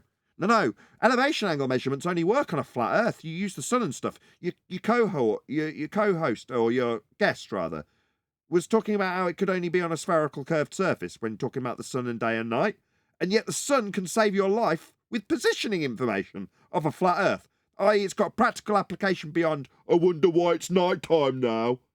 Yeah? So that's where we are. We're not worried about who's lying. Did we call Lawrence a liar? Did we? I don't think so. I mean, he was talking about wells in Siam being bent around like a protractor, which we described, with flat Earth elevation angle measurements, or just angle measurements, off a flat plane. I mean, we disseminate this, but we didn't call him a liar. We weren't obsessed with divining his motivation as a fraud, because we haven't got any specific examples where we can say, without any doubt, he's lying here, have we? So we haven't said it. But you think we're obsessed with it, don't you, Joe, by way of a stereotyping fallacy? Very irritating. Chemtrails. Yeah, they like to believe there's a conspiracy. Yeah. Oh, really? No. Elevation angle measurements taken off a flat plane. Where did I disseminate any conspiracy in that? Anybody care to tell me on the panel? When I disseminated a flat Earth proof that doesn't work on a globe, and how I got a fundy, Matthew learns, to highlight how flat Earth must be, where that had any motivation personally. Anybody want to care to tell me that? No, Nathan, definitely not. Yes, conspiracies are very, very attractive. Yeah, because and I'm not a psychologist, so what I say here is just bollocks. Pseudoscience peddled by a non-pseudoscience of the profession of this pseudoscience. So we can disregard everything we say from here forth then. You're not a scientist either. Something from nothing, moron. Speculation.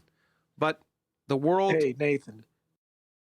I just think he's what we call butt hurt. He's butt hurt. His feelings are hurt because of the exposure of his fraudulent rhetoric.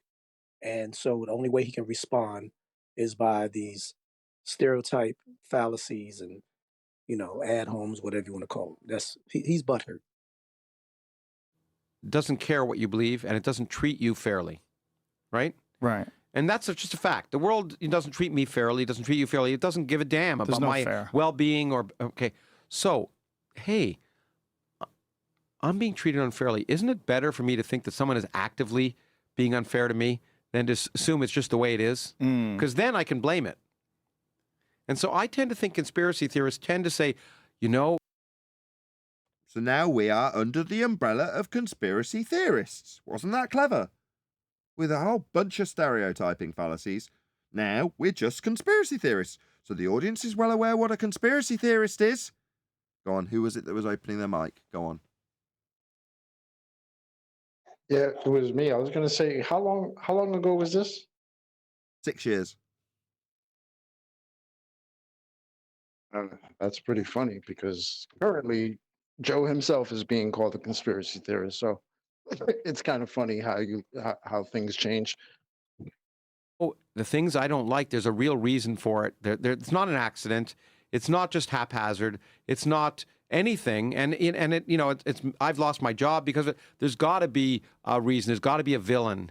There's got to be someone making it happen. Just like the reason we burned witches, right? Because there were storms. Do we? Whoa, it's news to me. Back to the death cell. Yeah, heretics get burned, right? It's one of the reasons we kill people who don't agree with us. Oh, thanks, Lawrence. Back to this old chestnut using the death cell. Yeah? Remember when we used to burn people who didn't agree with us? Just cement that in your mind before my example. Or there wasn't... is he trying to... Go on, Neil. Is he trying to say he's going to burn us if we continue with this flat Earth? No, but subliminally, you've got the idea of witches being burnt in the back of your mind just before this example, haven't you, Neil? There wasn't crops that year, and a lot of people say it's an interesting historical theory, which I think seems quite plausible to me, that when Newton discovered the laws of gravity, the universal law of gravity, which has been debunked and is 108 years out of date, superseded by pseudo-Riemannian force-based time bending, which is not a force. So this plausible idea that's been superseded 108 years ago is what now, Lawrence?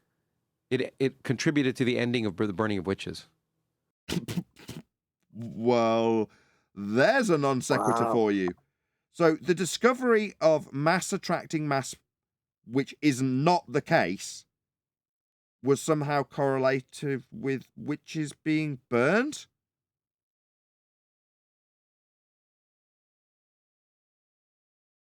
Why? I thought that was a myth, the burning of witches. I thought they drowned them mostly. Well, they hung a lot of them, too. Yeah. They drowned them. I don't care whether it's burning. They killed them. I understand. Okay, they blamed crops. They blamed bad things. And then when Newton discovered that even the planets...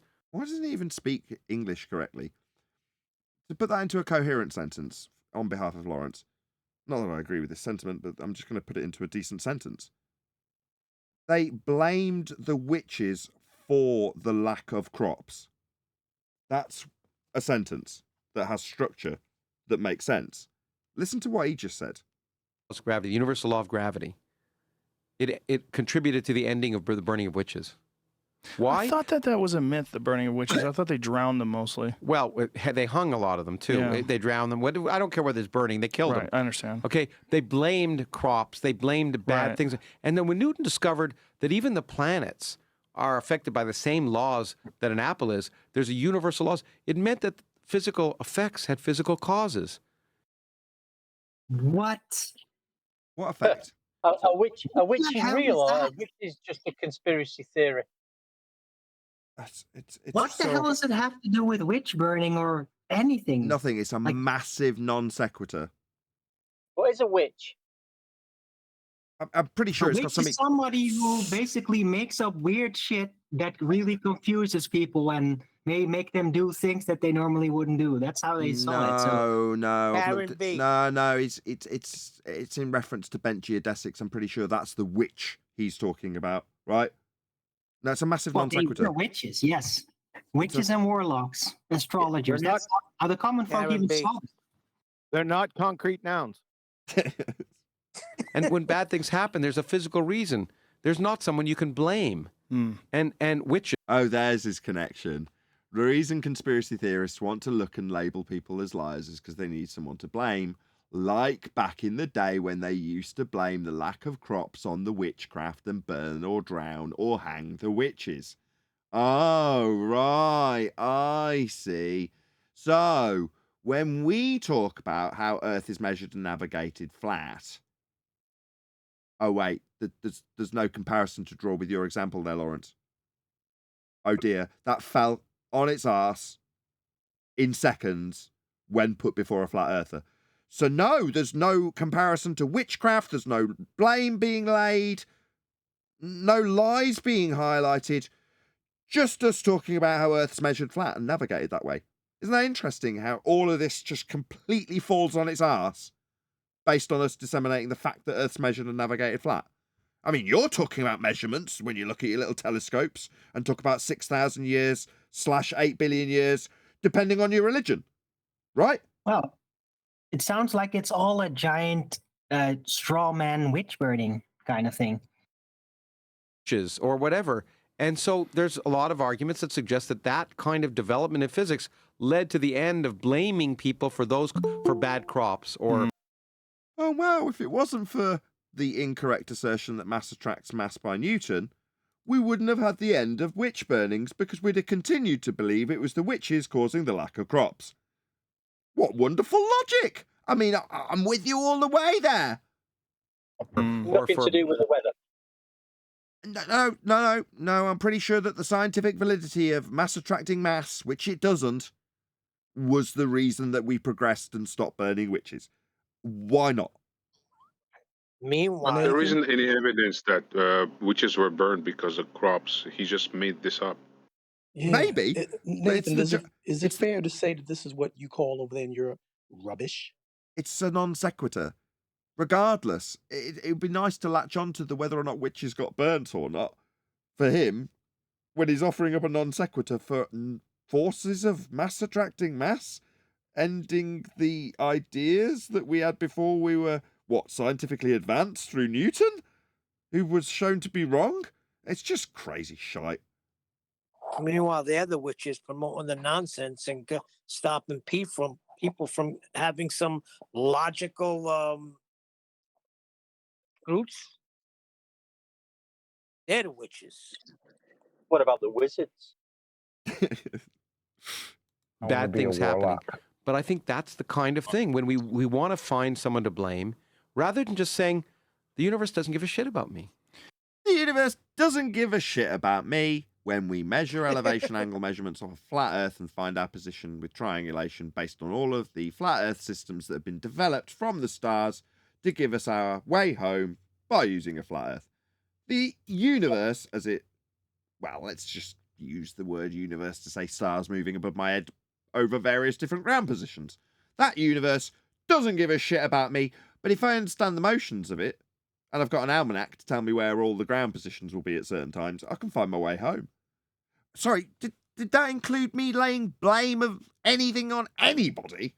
Anybody? Anybody care to tell me if that laid blame at anybody's doorstep when I disseminated how Earth is flat and measured and navigated that way? Here's a diagram, Lawrence. This is you on a boat. Here's a star. Here's another star. And here's a third star. With these, you can find out where you are. And you'll be utilising a flat baseline established with a flat horizon along a flat Earth to find your ground position below each of these stars and triangulate your position on the flat Earth with it. It's a conspiracy! I blame the astronauts! No, you see how I didn't have to blame a damn person when I disseminate how Earth is navigated flat? No blame was laid at anybody's doorstep. Just flat Earth elevation angle measurements to these stars. The same stars that your mate was looking at and deciding that they were billions of miles away. There was no inclusion of even a height assertion in this measurement of a flat Earth to find your way home. It dealt with the ground and how flat it is.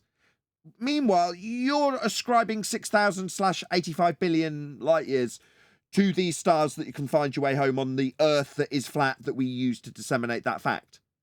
No blame being laid though, eh? Isn't that interesting? It just shits all over Lawrence Krauss's absolutely garbage position that he's taking here by stereotyping us as flat earthers. Meanwhile, there are flat earthers that buy into this wholeheartedly and offer up the downward bias, upward Earth, ice wall, whatever other crap he's offered up that we should be regurgitating according to him and his need to have us regurgitate that crap. And anybody interested in this is a really fascinating subject, but the whole Salem witch trial thing, there's a lot of really convincing evidence that seems to point towards ergot poisoning, that there was a late freeze, and that this particular type of fungus grew on some of their wheat that makes ergot, which is has very LSD-like properties, and they think these people thought they were being bewitched because they're being contaminated. It's a great. It sounds like a conspiracy.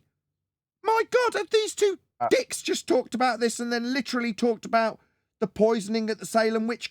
My God, you can't make this shit up.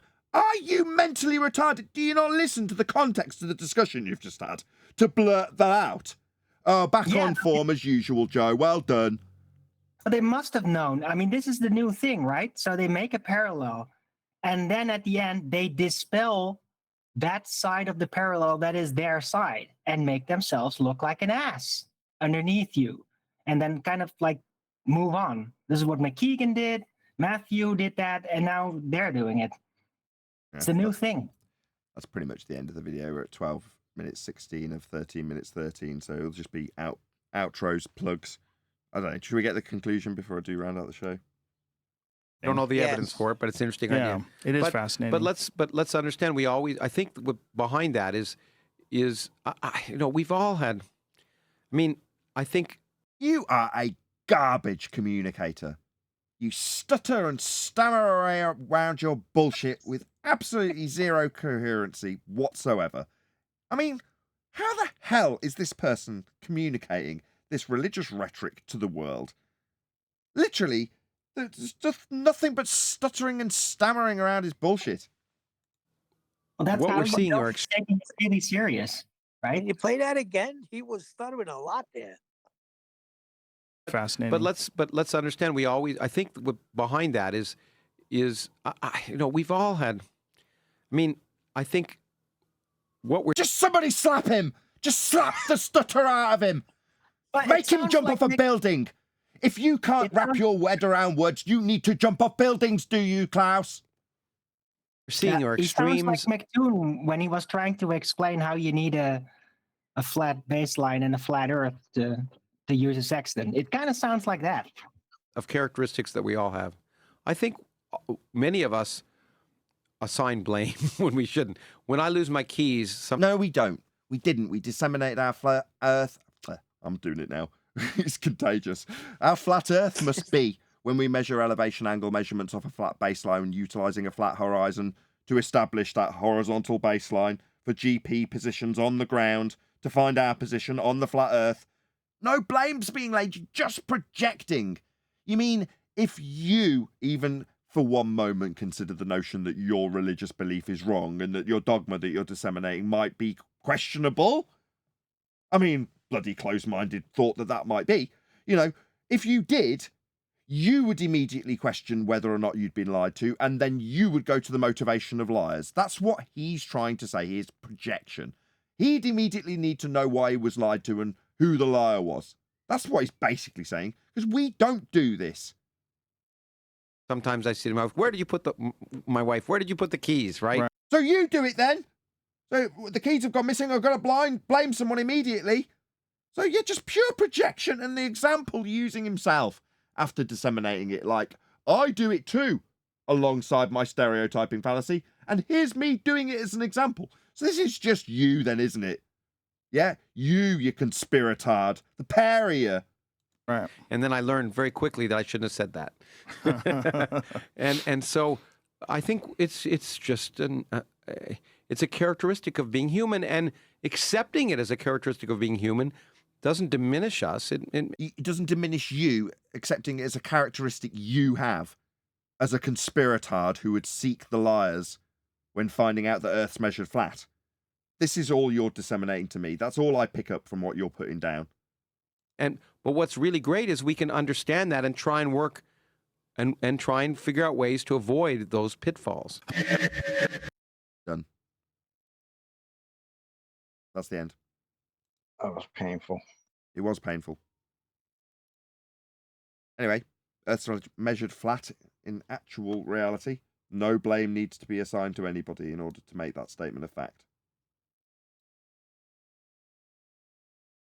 He cracked me up with that because there was this guy that used to work for my father, and he would stutter. My father would smack him in the back of the head and say, "Come on, spit it out." That's not going to help. Yeah, the statement, why would they lie, is a tacit acceptance that they Definitely, probably have Thursday. questions. Thursday next week sometime, maybe. Come on, spit it out, John.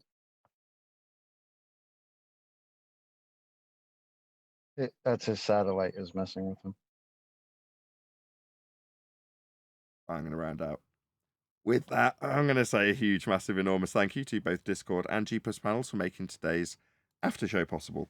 And of course, a massive thank you to all of you in either Nathan Oakley 1980 or Nathan Oakley Premiering streams for hopefully smashing the super chat, liking, commenting, sharing, subscribing, joining as a Nathan Oakley 1980 channel member, and all that good stuff. I've been Nathan Oakley, and I will see you all in the next video.